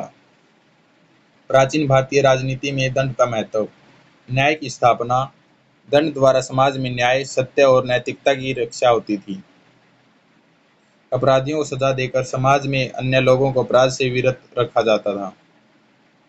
सामाजिक व्यवस्था बनाए रखना, वर्ण, आश्रम, धर्म, कर प्रणाली, धार्मिक विधानों आदि के पालन में दंड का भय लोगों को नियंत्रित करता था। राजशक्ति का संरक्षण, राजा की प्रतिष्ठा और अधिकारों की रक्षा हेतु दंड अनिवार्य था। राजा का दंड विधान ही उसकी शक्ति और अधिकार का प्रतीक था। अपराध निवारण और नियंत्रण, चोरी, हत्या, व्यभिचार, झूठी गवाही आदि जैसे अपराधों के लिए दंड निर्धारित था। यह दंड समाज के अनुशासन को बनाए रखने में सहायक होता था। धर्म की रक्षा के लिए दंड का प्रयोग धर्म और नीति के विपरीत आचरण करने वालों पर होता था। मनुस्मृति के अनुसार दंड ही धर्म का संरक्षक है। राजा का प्रमुख कर्तव्य, दंड का उपयोग करने वाला राजा ही धर्मराज कहलाता था। अनुचित दंड या दंड न देना दोनों ही राजा के लिए पाप तुल्य माना गया है। चाणक्य के अनुसार दंड नीति, कौटिल्य ने अर्थशास्त्र में दंड नीति को राज्य के 4 प्रमुख स्तंभों में से एक माना है: राजा, अमात्य, जनपद और दंड। उनके अनुसार यदि राजा न्यायपूर्वक दंड का प्रयोग करता है तो प्रजा धर्मनिष्ठ और भय रहित रहती है। प्राचीन ग्रंथों में दंड की दृष्टि, ग्रंथ दंड की भूमिका महत्वपूर्ण यह था कि धर्मरक्षक और समाज का संरक्षक दंड को ही माना गया। महाभारत में युधिष्ठिर ने कहा, दंड से ही व्यवस्था चलती है, नहीं तो समाज वन्य पशुओं में बदल जाएगा। अर्थशास्त्र, दंड का प्रयोग बुद्धिपूर्वक और न्यायसम्मत होना चाहिए। निष्कर्ष है, प्राचीन भारतीय राजनीति में दंड केवल दमन का उपकरण नहीं था, बल्कि वह न्याय, धर्म और सामाजिक संतुलन का माध्यम था। दंड नीति का मुख्य उद्देश्य था समाज में अनुशासन, राजा की प्रतिष्ठा और धर्म की रक्षा करना। इसलिए चाणक्य और मनु जैसे आचार्यों ने दंड को राज्य का आवश्यक उपकरण बताया है। राजा का यह कर्तव्य था कि वह न्यायपूर्वक, धर्मानुकूल और विवेकपूर्ण दंड का प्रयोग करे। तीसरा प्रश्न है, व्यवहार पदों का विस्तार पूर्वक वर्णन कीजिए। प्राचीन भारतीय राजनीति में व्यवहार शब्द का संबंध न्यायिक व्यवस्था और सामाजिक प्रशासन से था। यह शब्द न्याय प्रक्रिया, दंड विधान और निर्णय प्रणाली को सूचित करता है। व्यवहार पद से आशय उन विभिन्न पदों या अधिकारियों से है जो व्यवहार यानी न्याय से जुड़े हुए थे, अर्थात जो न्यायिक प्रक्रिया में भाग लेते थे या उसका संचालन स्वयं करते थे। व्यवहार पदों का अर्थ, व्यवहार यानी व्यवहारिक न्याय, मुकदमेबाजी, न्याय प्रक्रिया। और पद से क्या अभिप्राय, पदाधिकारी, न्यायिक जिम्मेदारी का स्थान। इस प्रकार व्यवहार पद वे पद हैं जो न्यायिक प्रक्रिया से संबंधित होते थे, जैसे राजा, न्यायाधीश, सभासद, पुरोहित, मंत्री और न्याय शास्त्रज्ञ आदि। प्राचीन भारतीय व्यवहार पदों का विवरण। पहला, राजा, न्याय का सर्वोच्च स्रोत। राजा को धर्मस्य प्रतिष्ठा यानी धर्म की स्थापना करने वाला कहा गया है। आखिरी अपील का अधिकारी राजा के पास अधिकार जो है राजा के पास होता था। अंतिम निर्णय जो राजा का ही होता था। वह अपने न्याय को धर्मशास्त्र, स्मृति और लोकाचार पर आधारित करता था। सभासद, न्यायाधिकारी यानी जजेस, राजा के सहयोगी न्याय देने में सभासद होते थे। विद्वान, ब्राह्मणों, मंत्रियों और पुरोहितों से बनी होती थी न्याय सभा। इन्हें सहस्राधिकारिणी कारिणः या न्याय विचारक कहा गया है। पुरोहित धर्म और नीति के ज्ञाता होते थे। राजा को न्यायिक निर्णय में धर्म के अनुसार परामर्श देते थे। मनु, याज्ञवल्क्य और नारद स्मृति में इनके योगदान का उल्लेख मिलता है। मुख्य अमात्य, महामात्य या चीफ मिनिस्टर प्रशासनिक कार्यों के साथ साथ न्यायिक कार्यों में भी भागीदारी होती थी। राजा की अनुपस्थिति में निर्णय ले सकते थे। ग्रामिक या गांव का प्रमुख ग्राम स्तर पर न्याय व्यवस्था संभालता था। छोटे विवादों का निपटारा ग्राम पंचायत की सहायता से करता था। दंड अधिकारी, पनिशमेंट ऑफिसर, न्याय निर्णय के बाद दंड लागू करने वाला। इसके अंतर्गत सैनिक अथवा प्रहरी आते थे। न्याय शास्त्रज्ञ न्याय, धर्म और स्मृति के जानकार होते थे। न्याय प्रक्रिया के तकनीकी पक्षों को समझते थे। इनका कार्य था न्याय प्रणाली को वैदिक और स्मृति सम्मत बनाए रखना। व्यवहार पदों में इन पदों की भूमिका व्यावहारिक प्रक्रिया थी। उनमें इनकी भूमिका थी, पहले राजा जो सर्वोच्च न्यायाधीश होता था, सभासद निर्णय में सलाह व न्याय की विवेचना करते थे। पुरोहित धर्मशास्त्र आधारित परामर्शदाता होता था। अमात्य प्रशासन व न्याय में सहयोग। ग्रामिक स्थानीय स्तर पर विवाद निपटान। दंड अधिकारी दंड को लागू करने वाला। शास्त्रज्ञ न्याय प्रक्रिया का वैदिक मार्गदर्शन। न्यायिक दृष्टिकोण से महत्व। इन पदों की उपस्थिति न्याय की निष्पक्षता, वैधता और धर्म सम्मतता को सुनिश्चित करती थी। व्यवहार पदों के माध्यम से न्यायिक प्रक्रिया सुनियोजित और अनुशासित रहती थी। इस प्रणाली में धर्म, नीति और सामाजिक व्यवस्था का संतुलन बना रहता था। निष्कर्ष: प्राचीन भारतीय राजनीति में व्यवहार पदों का न्यायिक एवं सामाजिक दृष्टि से अत्यंत महत्व था। ये पद केवल न्याय देने के उपकरण नहीं थे, बल्कि वे धर्म, नीति और सामाजिक संतुलन के संरक्षक भी थे। इन पदों की भूमिका ने प्राचीन भारत की न्याय प्रणाली को धार्मिक, नैतिक और व्यवहारिक दृष्टिकोण से अद्वितीय बना दिया। अगला क्वेश्चन है, प्राचीन भारतीय कर व्यवस्था का विस्तार पूर्वक वर्णन कीजिए। जो टैक्स सिस्टम था प्राचीन भारत का, उसका आधार, शासन का आधार जो है राजस्व में, टैक्स जो है उसका शासन व्यवस्था का आधार था। राजा का यह प्रमुख कर्तव्य था कि वह प्रजा से कर वसूल कर राज्य की रक्षा, प्रशासन, धर्म पालन तथा जन कल्याण के कार्यों में उसका उपयोग करे। प्राचीन ग्रंथों जैसे अर्थशास्त्र, मनुस्मृति, याज्ञवल्क्य तथा महाभारत आदि में कर व्यवस्था का स्पष्ट विवरण मिलता है। टैक्स सिस्टम का उद्देश्य क्या था? राज्य की आर्थिक आवश्यकताओं की पूर्ति करना, सेना, प्रशासन, न्याय और जनसेवा के लिए संसाधन जुटाना, धर्म कार्यों, यज्ञ, त्योहारों आदि के लिए कोष निर्माण। करों के प्रकार जो टाइप क्या थे टैक्सेस के, दो प्रमुख श्रेणियों में विभाजित थे, प्रत्यक्ष कर और अप्रत्यक्ष यानी डायरेक्ट और इनडायरेक्ट कर। कृषि उपज का कर सामान्यतः उपज का 6वां भाग। शिल्पकार, व्यापारी व अन्य पेशेवरों से लिया जाने वाला कर था। शुल्क व्यापारिक लेन देन, बिक्री व क्रय पर लिया जाने वाला शुल्क। उपकर विशेष सेवा या सुविधा पर लगाए जाने वाला कर। हिरण्य नगद में दिया जाने वाला भूमि कर। अप्रत्यक्ष कर का नाम और विवरण। पथकर सड़कों, घाटों व पुलों से गुजरने पर लिया जाने वाला कर। वाणिज्य शुल्क व्यापारिक वस्तुओं पर सीमा शुल्क या माल भाड़ा कर। नौका कर नौकाओं और जलमार्गों के प्रयोग पर लिया जाने वाला कर। व्यापारी कर दुकानदारों व व्यापारियों से बाजार लगाने का कर। कर संग्रह की प्रक्रिया। कर संग्रह कोषाध्यक्ष, समाहर्ता और राजसेवकों द्वारा किया जाता था। ग्रामीण स्थानीय अधिकारी और राजदूत कर वसूली में सहयोग करते थे। कर संग्रह धर्मसम्मत, न्यायपूर्ण और नियमित होना चाहिए। यह बात मनु और चाणक्य दोनों ने कही है।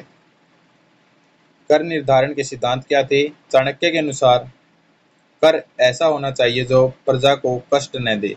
मधुहेव भ्रामर, जैसे मधुमक्खी फूल से मधु ले जाने पर उसे हानि नहीं पहुंचाती, उसी प्रकार चाणक्य के अनुसार बताया गया है कर प्रजा को तनिक भी कष्ट ना दे।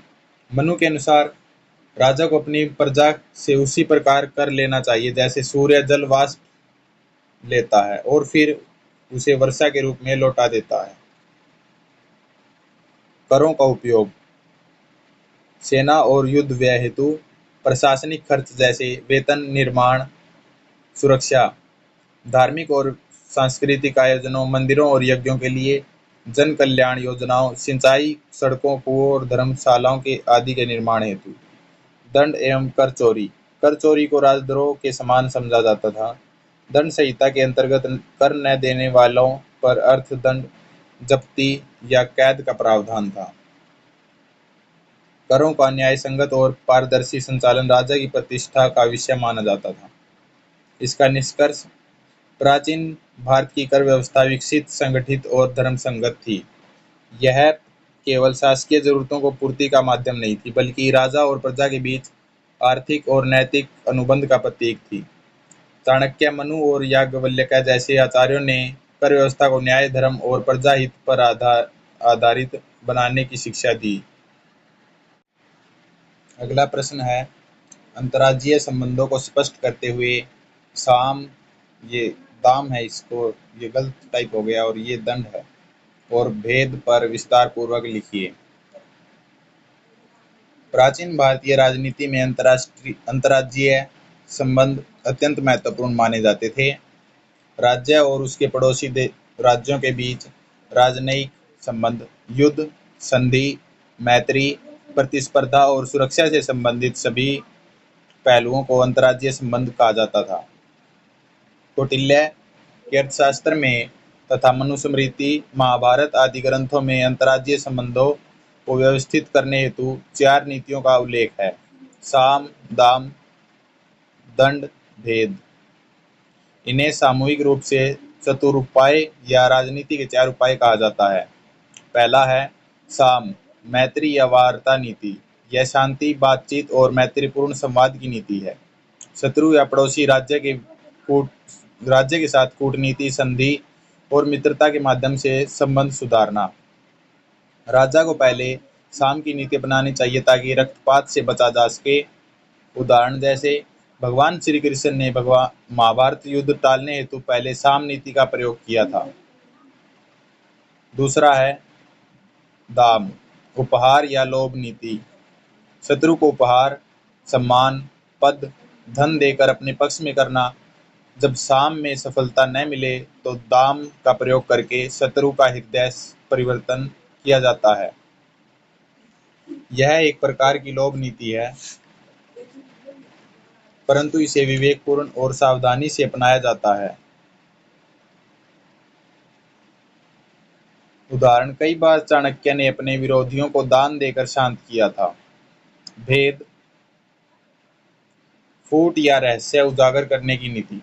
शत्रु राज्य या समूह में फूट डालना, उनके बीच संदेह, ईर्ष्या या विद्वेष उत्पन्न करना।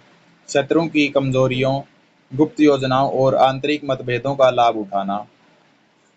यह गुप्तचरों के माध्यम से किया जाता था। उदाहरण, चाणक्य ने नंद साम्राज्य के भीतर भेद डालकर चंद्रगुप्त को सत्ता दिलवाई थी। आखिरी जो है दंड, दमन या सैन्य शक्ति की नीति। जब शत्रु साम, दाम, भेद से भी वश में न आए तब बल का प्रयोग या युद्ध का सहारा लिया जाता था। यह नीति अंतिम विकल्प होती थी। दंड के बिना राज्य की रक्षा संभव नहीं होती, इसलिए कौटिल्य ने इसे आवश्यक बताया है। उदाहरण, अर्जुन और पांडवों ने युद्ध के माध्यम से कौरवों से न्याय प्राप्त किया।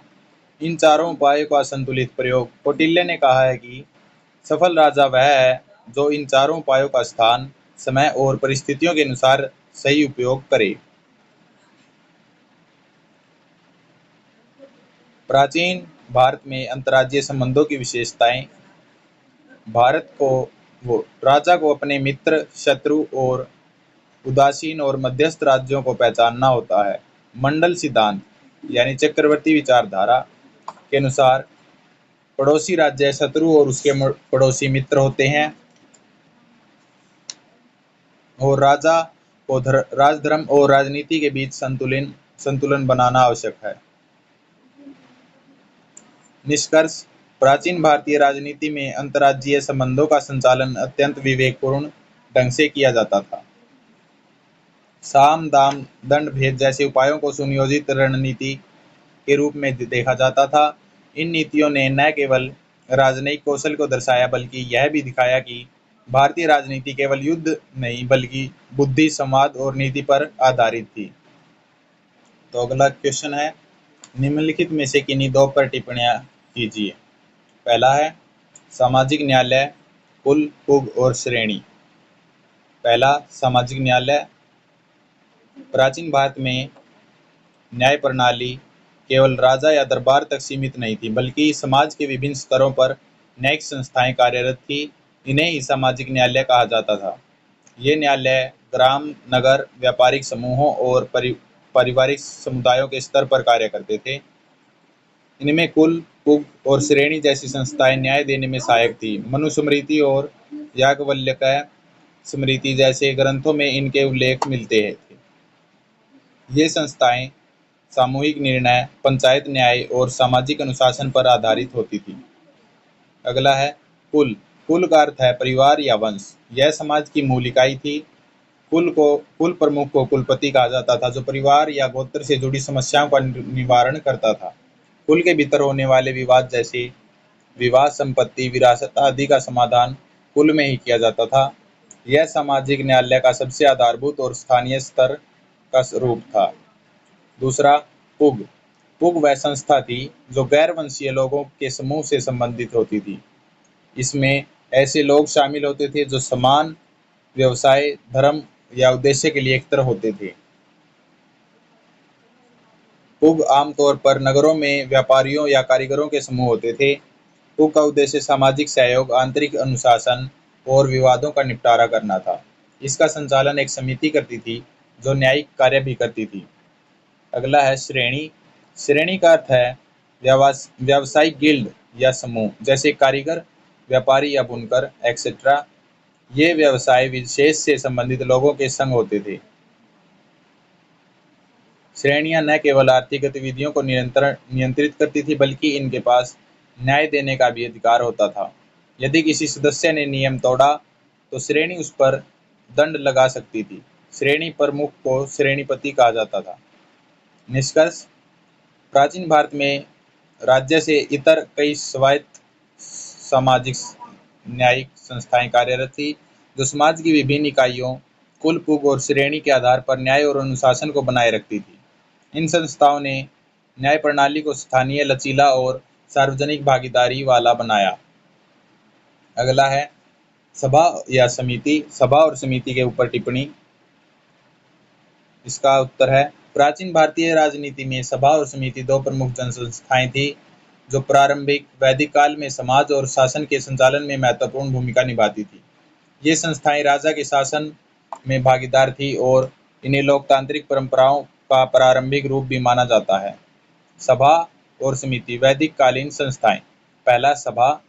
सभा एक प्रकार की विशिष्ट परिषद थी जो समाज के प्रबुद्ध और वरिष्ठ पुरुषों से बनी होती थी। इसे आज के परामर्शदाता या वरिष्ठ सलाहकार मंडल की तरह समझा जा सकता है। इसकी विशेषताएं क्या रही होंगी? इसमें आमतौर पर वरिष्ठ, अनुभवी और ज्ञानी पुरुष होते थे। इसका कार्य था राजा को नीतियों, युद्ध, दंड आदि मामलों में सलाह देना। सभा कभी कभी न्यायिक कार्यों में भी भाग लेती थी। सभा का अध्यक्ष राजा या कोई भी सभापति होता था। ऋग्वेद और अथर्ववेद में सभा का उल्लेख कई बार हुआ है। इसके कार्य युद्ध और शांति के निर्णयों में भागीदारी, राज्य के गंभीर मामलों में सलाह देना, अपराधों पर निर्णय लेना, राजा के कार्यों की समीक्षा करना। अगला है समिति। समिति अपेक्षाकृत एक जन साधारण की संस्था थी, जिसमें जनता के प्रतिनिधि या नागरिक भाग लेते थे। इसे जनसभा की तरह समझा जा सकता है। विशेषताएं: यह राजा को चुनने या हटाने में सक्षम थी। इससे लोकतांत्रिक भावना झलकती है। इसमें समाज के व्यापक वर्ग का प्रतिनिधित्व होता था। विशेषतः कृषक और सामान्य जन। यह संस्था जनहित के मुद्दों पर चर्चा करती थी। इसके कार्य: राजा का निर्वाचन या अनुमोदन करना, राज्य की नीतियों पर जन अभिमत प्रस्तुत करना, समाज के हित में निर्णय लेना, धार्मिक और सामाजिक कार्यक्रमों में भाग लेना। सभा और समिति में अंतर क्या है? विशेषता: सभा समिति की प्रकृति वरिष्ठ सलाहकार और मंडल जनसाधारण की सभा समिति होती थी। सदस्य जो है अनुभवी, और उच्च वर्ग के लोग होते थे सभा में और समिति में आम जन या उसके प्रतिनिधि। इसके कार्य सभा के सलाह देना और न्याय करना, राजा का निर्वाचन, नीतियों पर राय देना इसका समिति का कार्य होता था। इसका निष्कर्ष, सभा और समिति वैदिक भारत की गणतांत्रिक प्रवृत्तियों और जनसहभागिता को दर्शाने वाली संस्थाएं थी। ये दोनों संस्थाएं न केवल शासन व्यवस्था में योगदान देती थी बल्कि समाज में उत्तरदायित्व, विचार विमर्श और जन भागीदारी की भावना को भी मजबूत करती थी। अगला है मत्स्य न्याय। प्राचीन भारतीय राजनीति में मत्स्य न्याय एक अत्यंत महत्वपूर्ण और गंभीर अवधारणा है, जो राजनीतिक अराजकता और शक्तिशाली के अत्याचार को दर्शाती है। यह शब्द विशेष रूप से उस स्थिति के लिए प्रयोग होता था जब राज्य और कानून का अभाव होता था और बलवान निर्बल को निगल जाए, जैसे जल में बड़ी मछली छोटी मछली को खा जाती है। मत्स्य न्याय की परिभाषा। मत्स्य न्याय दो शब्दों से मिलकर बना है। मत्स्य यानी मछली, न्याय न्याय या न्याय व्यवस्था।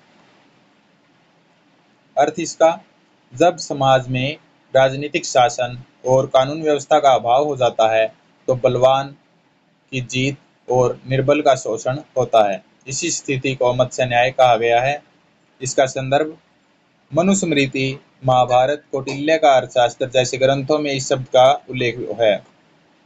कौटिल्य ने इसे अराजकता की स्थिति के रूप में देखा और राज्य की स्थापना का एक तर्क भी माना है। मत्स्य न्याय से बचने के लिए राज्य की आवश्यकता। प्राचीन दार्शनिकों के अनुसार यदि राज्य नहीं होगा तो समाज में मत्स्य न्याय की स्थिति उत्पन्न होगी। इसलिए राज्य का उद्देश्य है व्यवस्था बनाए रखना, बल का नियंत्रण करना और सभी के लिए न्याय सुनिश्चित करना। कौटिल्य ने कहा है, यदि राजा नहीं होगा तो मत्स्य न्याय होगा। इसलिए राज्य आवश्यक है। उदाहरण से समझें।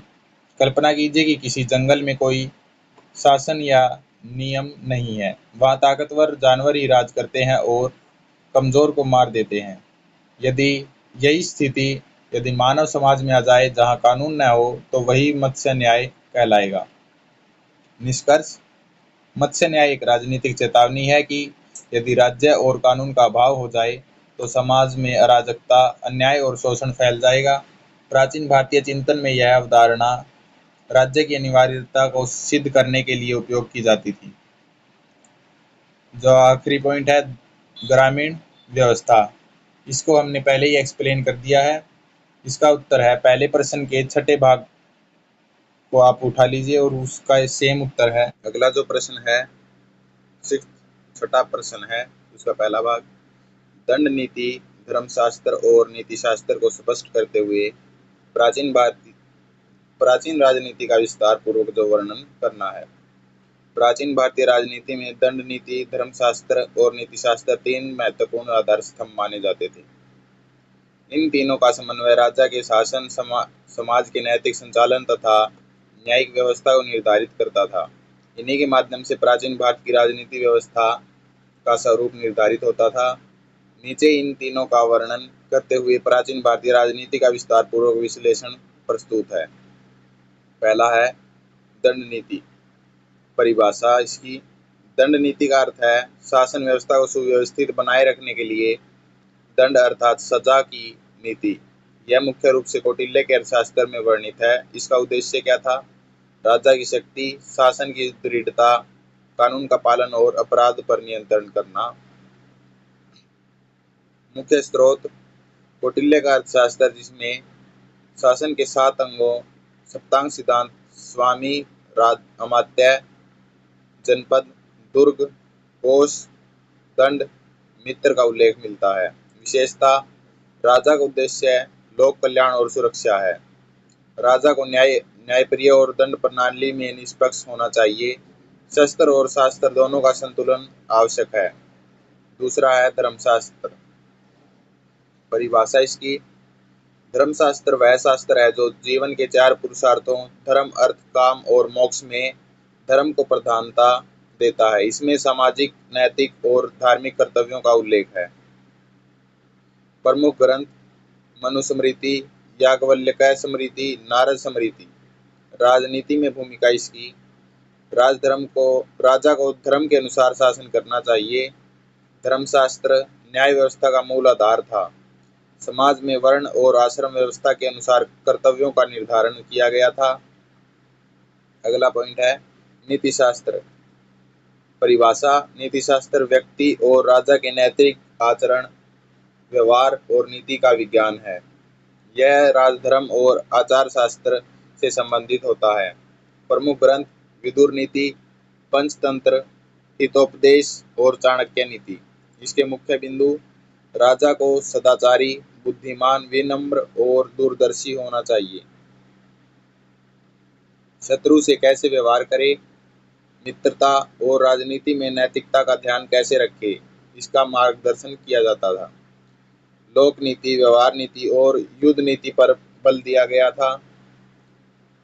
प्राचीन भारतीय राजनीति का स्वरूप। राजा का महत्व। इसमें राजा को ईश्वर का प्रतिनिधि माना गया था। उसे धर्म नीति और दंड नीति का पालन करते हुए प्रजा की रक्षा करनी होती थी। राजधर्म। राजा का धर्म प्रजा का पालन, न्याय देना और धर्म की स्थापना करना था। सप्तांग सिद्धांत। एक आदर्श राज्य की संरचना जो है 7 अंगों से होती है: राजा, मंत्री, जनपद, दुर्ग, कोष, सेना और मित्र। लोक कल्याणकारी राज्य। शासन व्यवस्था का मुख्य उद्देश्य समाज का कल्याण था, न कि केवल शक्ति का विस्तार। संविधानात्मक शासन। राजा धर्म से बंधा होता था, मनमानी की अनुमति उसे नहीं थी। न्याय व्यवस्था। धर्मशास्त्रों के आधार पर न्याय होता था। दंड नीति का प्रयोग अनुशासन बनाए रखने के लिए होता था। निष्कर्ष: प्राचीन भारतीय राजनीति एक गहरे और संतुलित दर्शन पर आधारित थी, जिसमें धर्म, नीति और दंड के माध्यम से शासन और समाज को सुव्यवस्थित रखा जाता था। राजा को नैतिकता, नीति और धर्म के अनुसार कार्य करने का आदेश दिया गया था। यह राजनीति केवल सत्ता केंद्रित नहीं थी, बल्कि लोक कल्याण और नैतिक शासन की ओर उन्मुख थी। अगला प्रश्न है, प्राचीन भारतीय गणतंत्र का अर्थ स्पष्ट करते हुए बौद्ध साहित्य की विवेचना कीजिए। इसका उत्तर है, जो दूसरे प्रश्न का 5वां भाग है वही सेम उत्तर इसका है, जो हमने करा दिया है। और अगला प्रश्न है, राजनीतिक चिंतन के स्रोत कौन कौन से हैं, स्पष्ट करें। पहला है वेद। इसका विवरण। वेद प्राचीन भारतीय ज्ञान का मूल स्रोत है। यद्यपि इसका मुख्य उद्देश्य आध्यात्मिक और धार्मिक है, लेकिन इनमें सामाजिक संगठन, राजा का कर्तव्य, सभा और समिति जैसे राजनीतिक संस्थानों का उल्लेख मिलता है।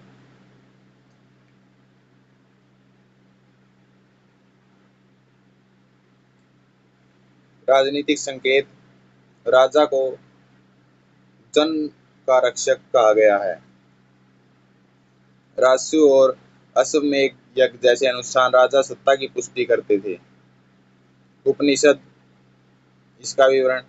ये वेदों के ज्ञानात्मक भाग हैं और आध्यात्मिक दर्शन पर आधारित है, लेकिन इनमें सत्ता, आत्मा राज्य और धर्म राज्य की कल्पनाएं मिलती हैं। राजनीतिक चिंतन। राजा को आत्मज्ञानी और संयमी बताया गया है। धर्म आधारित शासन की कल्पना मिलती है। धर्मशास्त्र। इसके प्रमुख ग्रंथ हैं मनुस्मृति, याज्ञवल्क्य स्मृति और नारद स्मृति। राजनीतिक दृष्टिकोण।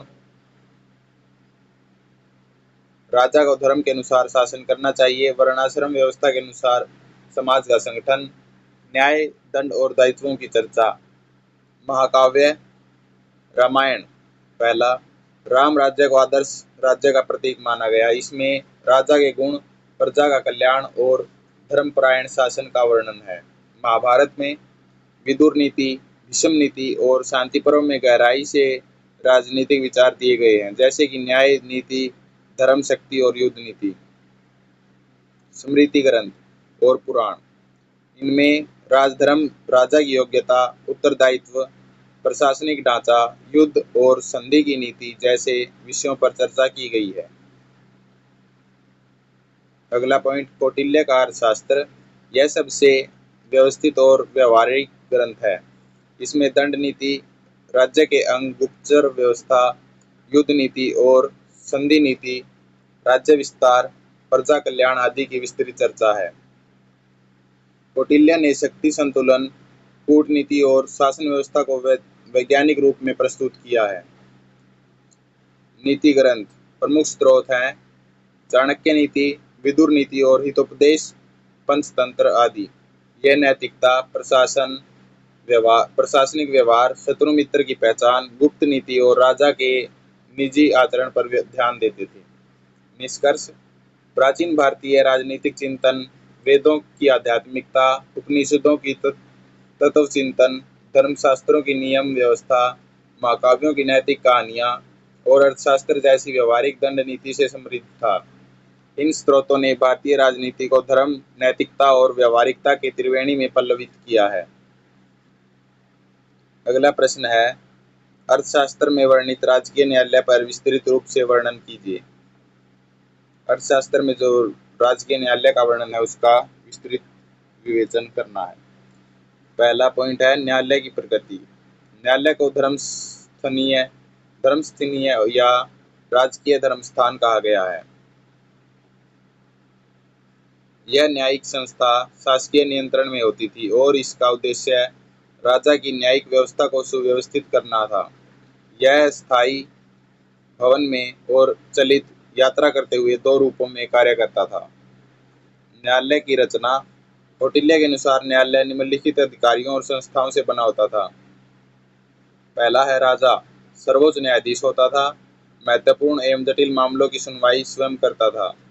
दूसरा, प्रधान न्यायाधीश, यह एक वरिष्ठ विद्वान होता था जो शास्त्रों का गहन ज्ञान रखता था, धर्म, व्यवहार और न्याय के सिद्धांतों पर आधारित निर्णय करता था।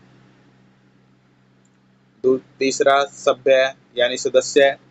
न्यायिक सभा में 3 या 4 सदस्य होते थे। ये धर्मशास्त्र, व्यवहार शास्त्र और राजनय में दक्ष होते थे। चौथा, लेखक, न्यायालयीय कार्यवाही का लेखा जोखा रखने वाला, गवाहियों और निर्णयों का विधिपूर्वक लेखन करता था। तीसरा, न्यायिक प्रक्रिया, विचारण, ट्रायल, शिकायतकर्ता की अर्जी पर सुनवाई होती थी। वादी और प्रतिवादी दोनों को न्याय के समक्ष प्रस्तुत किया जाता था। एविडेंस, प्रमाण, 4 प्रकार के प्रमाणों का पर बल दिया गया है। व्याख्या प्रमाण, साक्षी जो आई विटनेस होते हैं, स्वीकारोक्ति, परीक्षा जब अन्य प्रमाण न हो। तीसरा है दंड विधान, अपराध की प्रकृति के अनुसार दंड दिया जाता था। दंड का उद्देश्य सुधार, अनुशासन और न्याय की रक्षा था। न्याय के प्रकार। कौटिल्य ने न्याय को 2 भागों में विभाजित किया, धर्मस्थीय न्याय, उत्तराधिकार, दान, ऋण, व्यापार, स्त्री धन, संपत्ति विवाद, अनुबंध आदि से संबंधित था। धर्मस्थीय न्याय। कंटक शोधन यानी चोरी, हत्या, विश्वासघात, राजद्रोह, भ्रष्टाचार आदि। न्याय के सिद्धांत। न्याय का आधार धर्मशास्त्र, राजाज्ञा, व्यवहार और समय अनुकूलता। कौटिल्य ने स्पष्ट कहा है कि न्याय में विलंब अन्याय के समान है। राजा और न्यायाधीश को पक्षपात रहित, न्यायप्रिय और शास्त्रज्ञ होना चाहिए। अपील व्यवस्था। यदि किसी को निचले न्यायालय से न्याय न मिले तो वह राजा के पास अपील कर सकता था। राजा अंतिम न्यायाधीश होता था। निष्कर्ष, कौटिल्य का अर्थशास्त्र न्यायिक प्रशासन की व्यावहारिक दृष्टि से अत्यंत विकसित प्रणाली प्रस्तुत करता है। इसमें न्याय का उद्देश्य केवल दंड देना नहीं बल्कि समाज में धर्म की स्थापना करना था। राजकीय न्यायालय को समाज की स्थिरता और न्यायप्रिय शासन का मूल आधार माना गया। इस व्यवस्था से यह स्पष्ट होता है कि प्राचीन भारतीय राजनीति में न्याय और धर्म का गहरा संबंध था। अगला प्रश्न है, दंड की उत्पत्ति का वर्णन करते हुए न्यायाधीशों के गुण और दोषों का विस्तृत वर्णन कीजिए। पहले, दंड की उत्पत्ति कैसे हुई? मनुस्मृति तथा अर्थशास्त्र के अनुसार जब सृष्टि का प्रारंभ हुआ तब मनुष्यों में कोई व्यवस्था नहीं थी। वे अपने इच्छानुसार आचरण करते थे, जिससे अराजकता उत्पन्न हो गई। तब समाज में अनुशासन स्थापित करने हेतु दंड की उत्पत्ति हुई। मनुस्मृति के अनुसार दंडः शास्त्रम रक्षति। शास्त्रम धर्म, धर्मः प्रजा। अर्थ इसका है, दंड शास्त्र की रक्षा करता है, शास्त्र धर्म की और धर्म प्रजा की। अतः दंड के बिना समाज में धर्म की स्थापना असंभव है। कौटिल्य कहते हैं, दंड ही च धर्मस्य मूलम, अर्थात दंड ही धर्म का मूल आधार है। यदि राजा दंड का प्रयोग न्यायपूर्वक न करे तो समाज में अराजकता फैल जाती है। न्यायाधीशों के गुण। प्राचीन भारतीय राज्य व्यवस्था में न्यायाधीश विविध नामों से धर्माधिकारी, न्यायाधिकारी, सभासद आदि को समाज के न्याय का पालक माना गया है। उसमें निम्न गुण उपेक्षित माने गए हैं। पहला, न्याय बुद्धि, यानी न्यायाधीश को पक्षपात रहित और सत्यनिष्ठ होना चाहिए। दूसरा, शास्त्र ज्ञान, धर्मशास्त्र, नीति, स्मृति, न्याय सूत्रों का आदि का गहन ज्ञान होना चाहिए। निस्वार्थता, उसे लालच, क्रोध, भय या लोभ से मुक्त रहना चाहिए। धैर्य, सभी पक्षों को सुनकर संयम से निर्णय देना चाहिए। सत्यनिष्ठा एवं विवेकशीलता होनी चाहिए। भाषा एवं तर्क की क्षमता। कौटिल्य कहते हैं, न्यायं कृत्वा न पश्यति कश्चिदबद्धनम्, अर्थात न्यायपूर्वक कार्य करने पर न्यायाधीश को दोष नहीं लगता। न्यायाधीशों के दोष। प्राचीन ग्रंथों में न्यायाधीशों को जिन दोषों से बचने की चेतावनी दी गई है वे हैं पक्षपात या रिश्वत लेना, निर्णय में पक्ष लेने से न्याय का हनन होता है। अज्ञान, यदि न्यायाधीश को शास्त्र ज्ञान नहीं है तो वह न्याय नहीं कर सकता। आवेग या क्रोध में निर्णय देना, देर से न्याय देना, न्याय में विलंब, राजा या उच्च अधिकारी के दबाव में आकर निर्णय देना, धर्म विरुद्ध निर्णय देना। निष्कर्ष है, प्राचीन भारतीय राजनीति में दंड का प्रयोग केवल दंड देने के लिए नहीं बल्कि धर्म की रक्षा, प्रजा की भलाई, राज्य की स्थिरता हेतु किया जाता था। न्यायाधीशों को इस व्यवस्था का स्तंभ माना गया है। यदि वे गुणहीन होते हैं तो दंड का उद्देश्य ही विफल हो जाता है। इसलिए उन्हें उच्च चरित्र, शास्त्र ज्ञान और निष्पक्षता से युक्त होना चाहिए। अगला प्रश्न है, अंतर्राज्यीय संबंधों की प्रासंगिकता को स्पष्ट करते हुए अंतर्राज्यीय संबंधों के सिद्धांतों का वर्णन कीजिए। जो हमने दूसरा प्रश्न का 5वां भाग किया था वही इसका सेम उत्तर है। अगला प्रश्न है, प्राचीन भारतीय राजतंत्र के स्वरूप को बताते हुए राजधर्म, मत्स्य न्याय और राजशक्ति पर नियंत्रण के उपाय को स्पष्ट कीजिए। प्राचीन भारतीय राजनीति में राजतंत्र शासन व्यवस्था का प्रमुख स्वरूप था। इसमें राजा को राज्य का सर्वोच्च शासक माना गया, परंतु उसकी शक्ति पूर्णतः निरंकुश नहीं थी। भारतीय राजतंत्र का स्वरूप धार्मिक, नैतिक और सामाजिक सीमाओं से बंधा हुआ था। इसे समझने के लिए हमें 4 प्रमुख तत्वों पर विचार करना होगा। राजतंत्र का स्वरूप, राजधर्म, मत्स्य न्याय और राजशक्ति पर नियंत्रण के उपाय। भारतीय राजतंत्र का स्वरूप एकाधिकारात्मक पर नैतिक सीमित। राजा सर्वोच्च शासक होता था, लेकिन वह धर्म, परंपराओं और समाज के नियमों में से बंधा रहता था।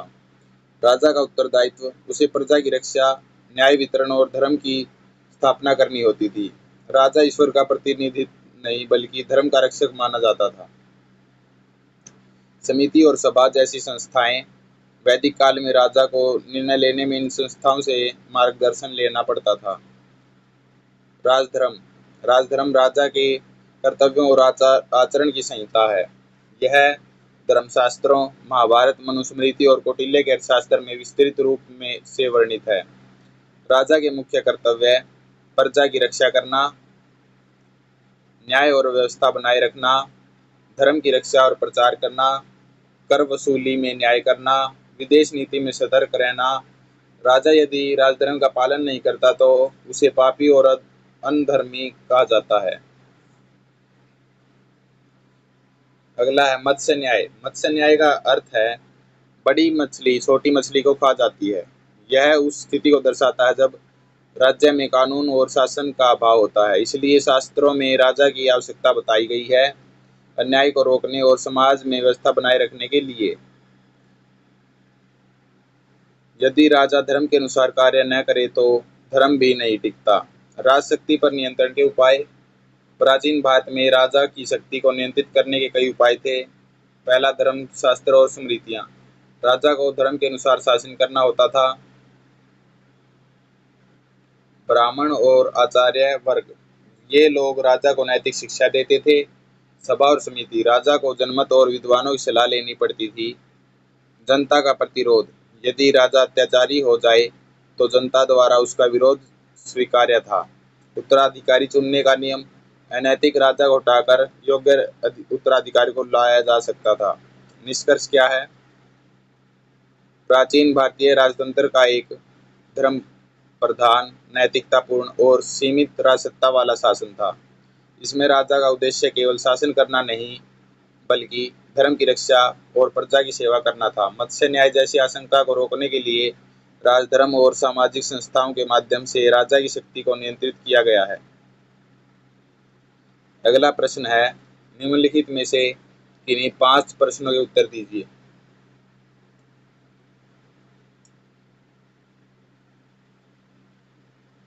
पहला प्रश्न है, राजनीति के विषयों का विस्तार पूर्वक वर्णन करना है।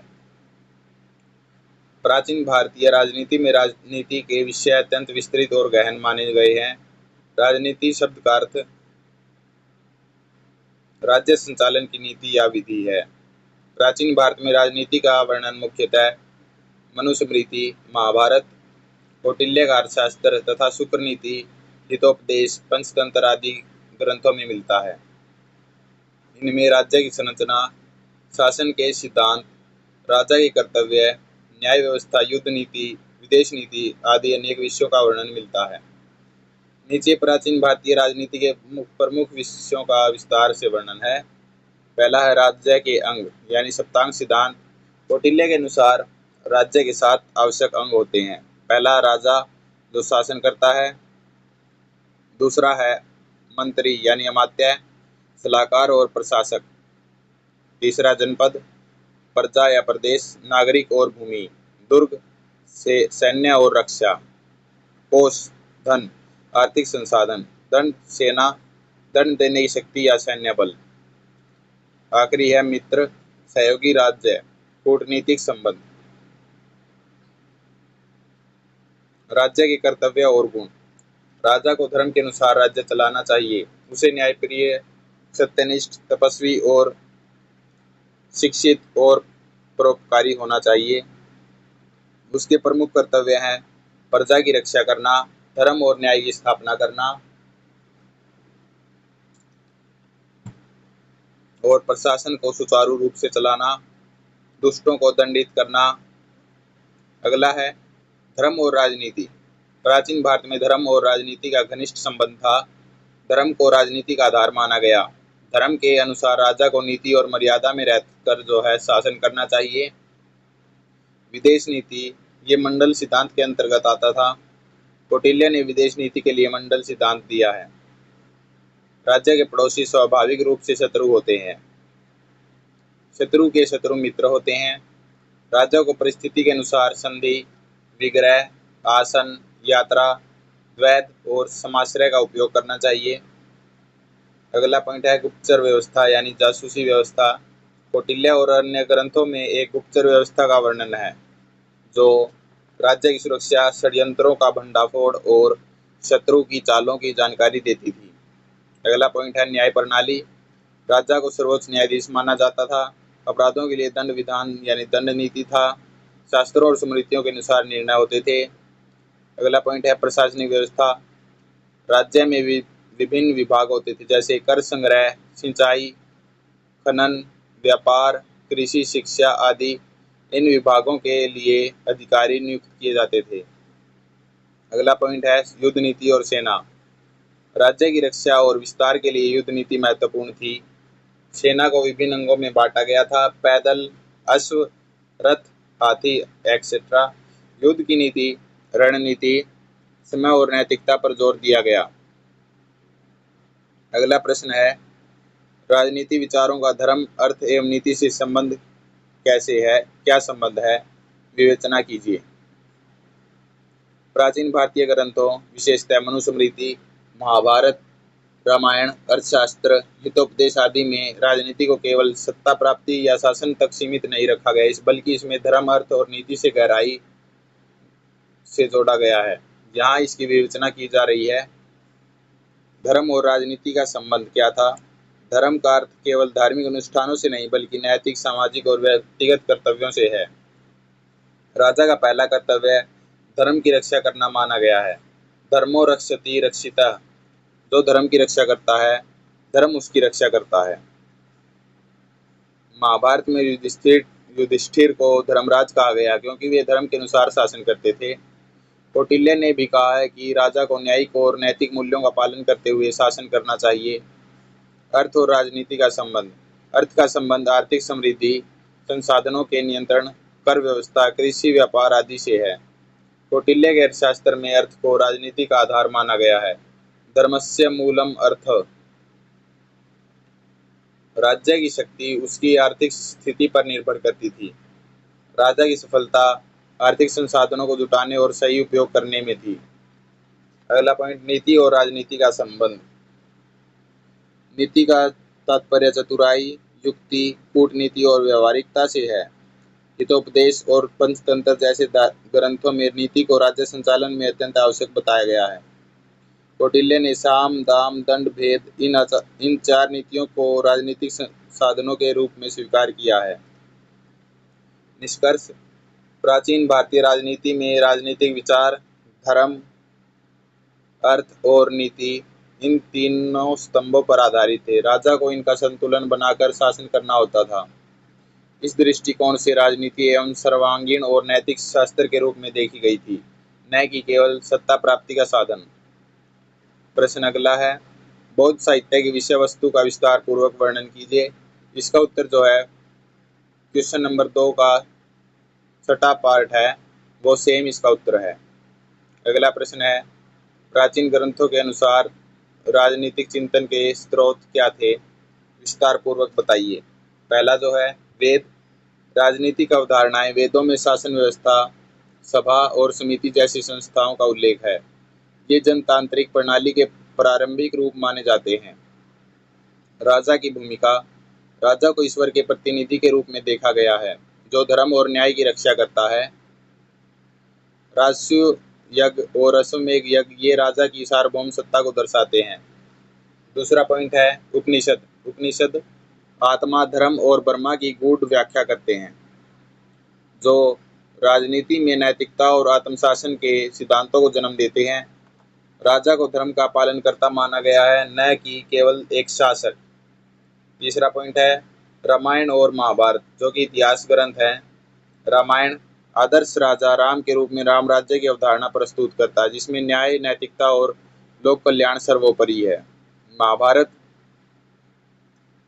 इसमें राजनीति, कूटनीति, युद्ध नीति और धर्म के गहरे विचार हैं। विशेष रूप से भीष्म नीति, विदुर नीति और कृष्ण नीति राजनीतिक चिंतन के मूल्यवान स्रोत हैं। चौथा स्मृति ग्रंथ यानी मनुस्मृति, याज्ञवल्क्य स्मृति एक्सेट्रा। इन ग्रंथों में राजधर्म की विस्तृत व्याख्या की गई है।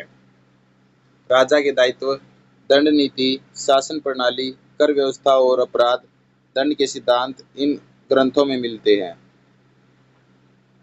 अगला पॉइंट है अर्थशास्त्र।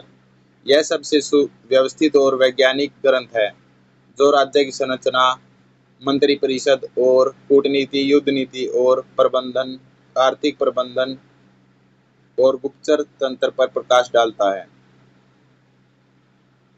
मत है राज्य का मूल उद्देश्य प्रजा की सुरक्षा और समृद्धि है। बौद्ध और जैन ग्रंथ। बौद्ध ग्रंथों में धम्म आधारित शासन का उल्लेख मिलता है। अशोक के शिलालेखों में भी धम्म नीति के सिद्धांत राजनीतिक चिंतन में जुड़ते हैं। जैन ग्रंथों में अहिंसा और अपरिग्रह आधारित शासन की बात की गई है। कामंदकीय नीति या शुक्र नीति, ये नीति शास्त्र शासकों को व्यवहारिक राजनीति, नैतिक कर्तव्य और प्रशासनिक व्यवस्था के बारे में शिक्षा देते हैं। निष्कर्ष है, प्राचीन भारतीय राजनीति चिंतन धार्मिक, नैतिक और व्यवहारिक दृष्टिकोण का समन्वय है। इन ग्रंथों में राजा को केवल एक शक्ति के प्रतीक के रूप में नहीं, बल्कि धर्म का पालन करने वाला, न्यायप्रिय और लोकहितकारी शासक माना गया है। इस चिंतन की जड़ें धर्म, नीति और अध्यात्म में गहराई से जुड़ी हुई है। अगला प्रश्न है, राज्य के स्वरूप को स्पष्ट करते हुए उसके प्रकारों का वर्णन कीजिए। जो नेचर ऑफ स्टेट, राज्य का स्वरूप है, वो किस प्रकार था? प्राचीन भारतीय दृष्टिकोण के अनुसार राज्य का स्वरूप धर्म और न्याय पर आधारित है। राज्य का मुख्य उद्देश्य प्रजा की रक्षा, धर्म की स्थापना, न्याय का वितरण और समृद्धि की प्राप्ति है था। महत्वपूर्ण विशेषताएं। सप्तांग सिद्धांत कौटिल्य के अनुसार पहला जो स्वामी, फिर मंत्री, प्रजा और क्षेत्र जनपद, दुर्ग यानी किला या सुरक्षा, कोष, राजकोष, बल, सेना, मित्र, सहयोगी राज्य, धर्म आधारित शासन। राज्य का धर्म से घनिष्ठ संबंध था। राजा को धर्मराज कहा जाता था। राजा का कर्तव्य था कि वह राजधर्म का पालन करे। राजा का आदर्श स्वरूप है, राजा को प्रजा का रक्षक, न्यायप्रिय, दानशील और संयमी होना चाहिए। जो राज्य के प्रकार हैं, प्राचीन भारतीय ग्रंथों और शास्त्रों में विभिन्न प्रकार के राज्यों का वर्णन मिलता है। मुख्य रूप से 3 प्रकार माने गए हैं। पहला है, सबसे पहले सामान्य रूप, जिसमें राजा राज्य का शासक होता है, राजा वंशानुगत होता था। उदाहरण है मगध, काशी, कौशल, अवंती इत्यादि। दूसरा है गणराज्य, इसमें सत्ता किसी एक व्यक्ति के बजाय परिषद या सभा के हाथ में होती थी। प्राचीन भारत में ऐसे गणराज्य थे जहां निर्वाचित प्रतिनिधि शासन करते थे। उदाहरण लिच्छवी, मल्ल, शाक्य, वैशाली आदि। तीसरा है संघराज्य, यह राज्यों का एक संघ था जहां विभिन्न गण मिलकर संयुक्त प्रशासनिक व्यवस्था बनाते थे। वैशाली संघ इसका उदाहरण है। निष्कर्ष, प्राचीन भारतीय राजनीति में राज्य एक नैतिक संस्था के रूप में देखा गया, जो केवल सत्ता के लिए नहीं बल्कि धर्म, न्याय और प्रजा की भलाई के लिए था। राज्य के विभिन्न स्वरूपों में राजतंत्र और गणराज्य प्रमुख थे, जो भारत की लोकतांत्रिक परंपरा की जड़ें दर्शाते हैं। राज्य की दैवी उत्पत्ति के सिद्धांत का वर्णन कीजिए। प्राचीन भारतीय राजनीति के अनुसार राज्य की दैवी उत्पत्ति के सिद्धांत इस प्रकार हैं।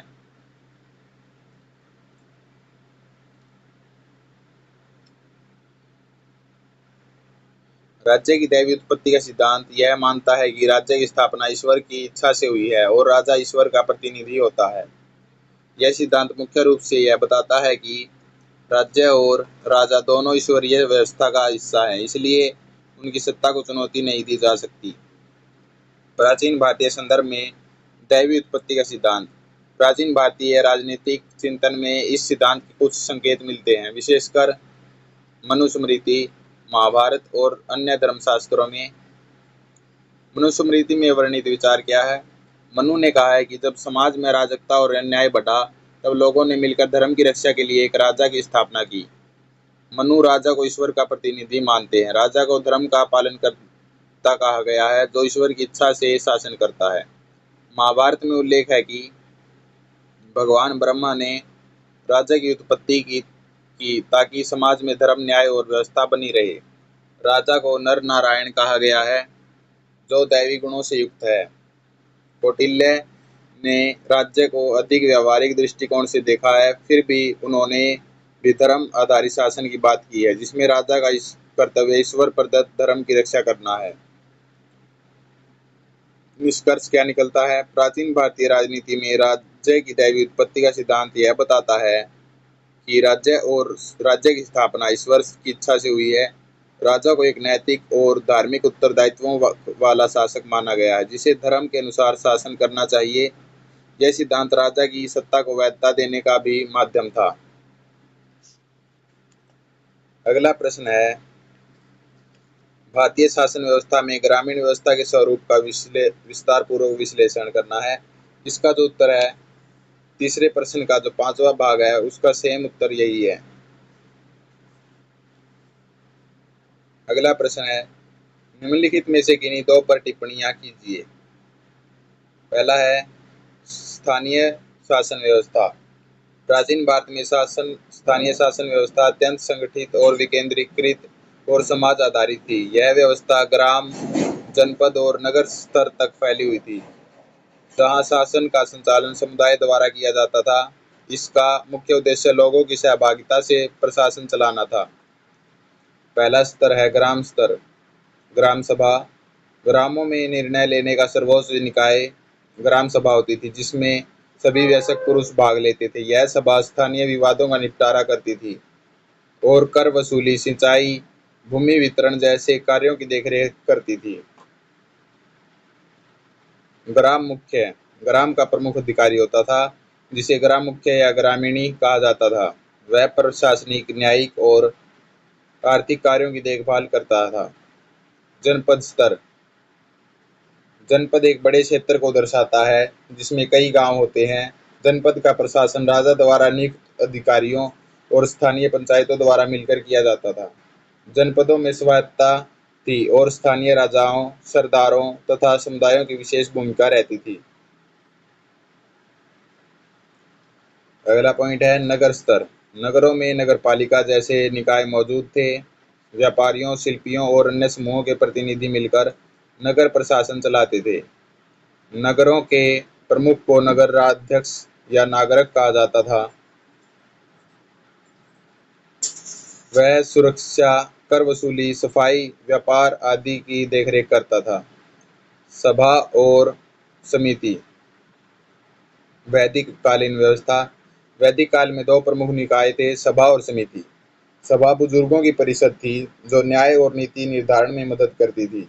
समिति एक प्रकार की आम सभा थी, जो शासक के चयन और युद्ध जैसे महत्वपूर्ण मामलों में भाग लेती थी। प्राचीन भारतीय राजनीति में स्थानीय शासन व्यवस्था विकेंद्रीकृत और समुदाय की भागीदारी पर आधारित थी। ग्राम सभा, पंचायत सभा, समिति जैसी संस्थाओं के माध्यम से जनता शासन में सक्रिय रूप से भाग लेती थी। यह व्यवस्था न केवल लोकतांत्रिक मूल्यों को दर्शाती थी, बल्कि समाज की आवश्यकता के अनुसार शासन की लचीली व्यवस्था भी प्रदान करती थी। अगला पॉइंट है मंत्रिपरिषद। इसका जो उत्तर है पहले प्रश्न का चौथा भाग है, सेम उत्तर यही है। सभा समिति हमने करा दिया है। क्वेश्चन नंबर 3 का जो सेम उत्तर है दूसरा भाग का, वही है सभा और समिति। ये गलती से 2 बार टाइप हो चुका है, ये वाला सभा और समिति। और आखिरी पॉइंट जो है सप्तांग सिद्धांत। क्वेश्चन नंबर पहला है, उसका दूसरा पार्ट है, वही सेम उत्तर है। और हमने इसमें सभी क्वेश्चन कंप्लीट कर लिए हैं प्रीवियस ईयर के। ये वीडियो थोड़ी लंबी हो गई है, लेकिन आप इसे एक या 2 बार ज़रूर देखें। एक बार तो पूरी ज़रूर देखें, इसमें हमारा सबका फ़ायदा है।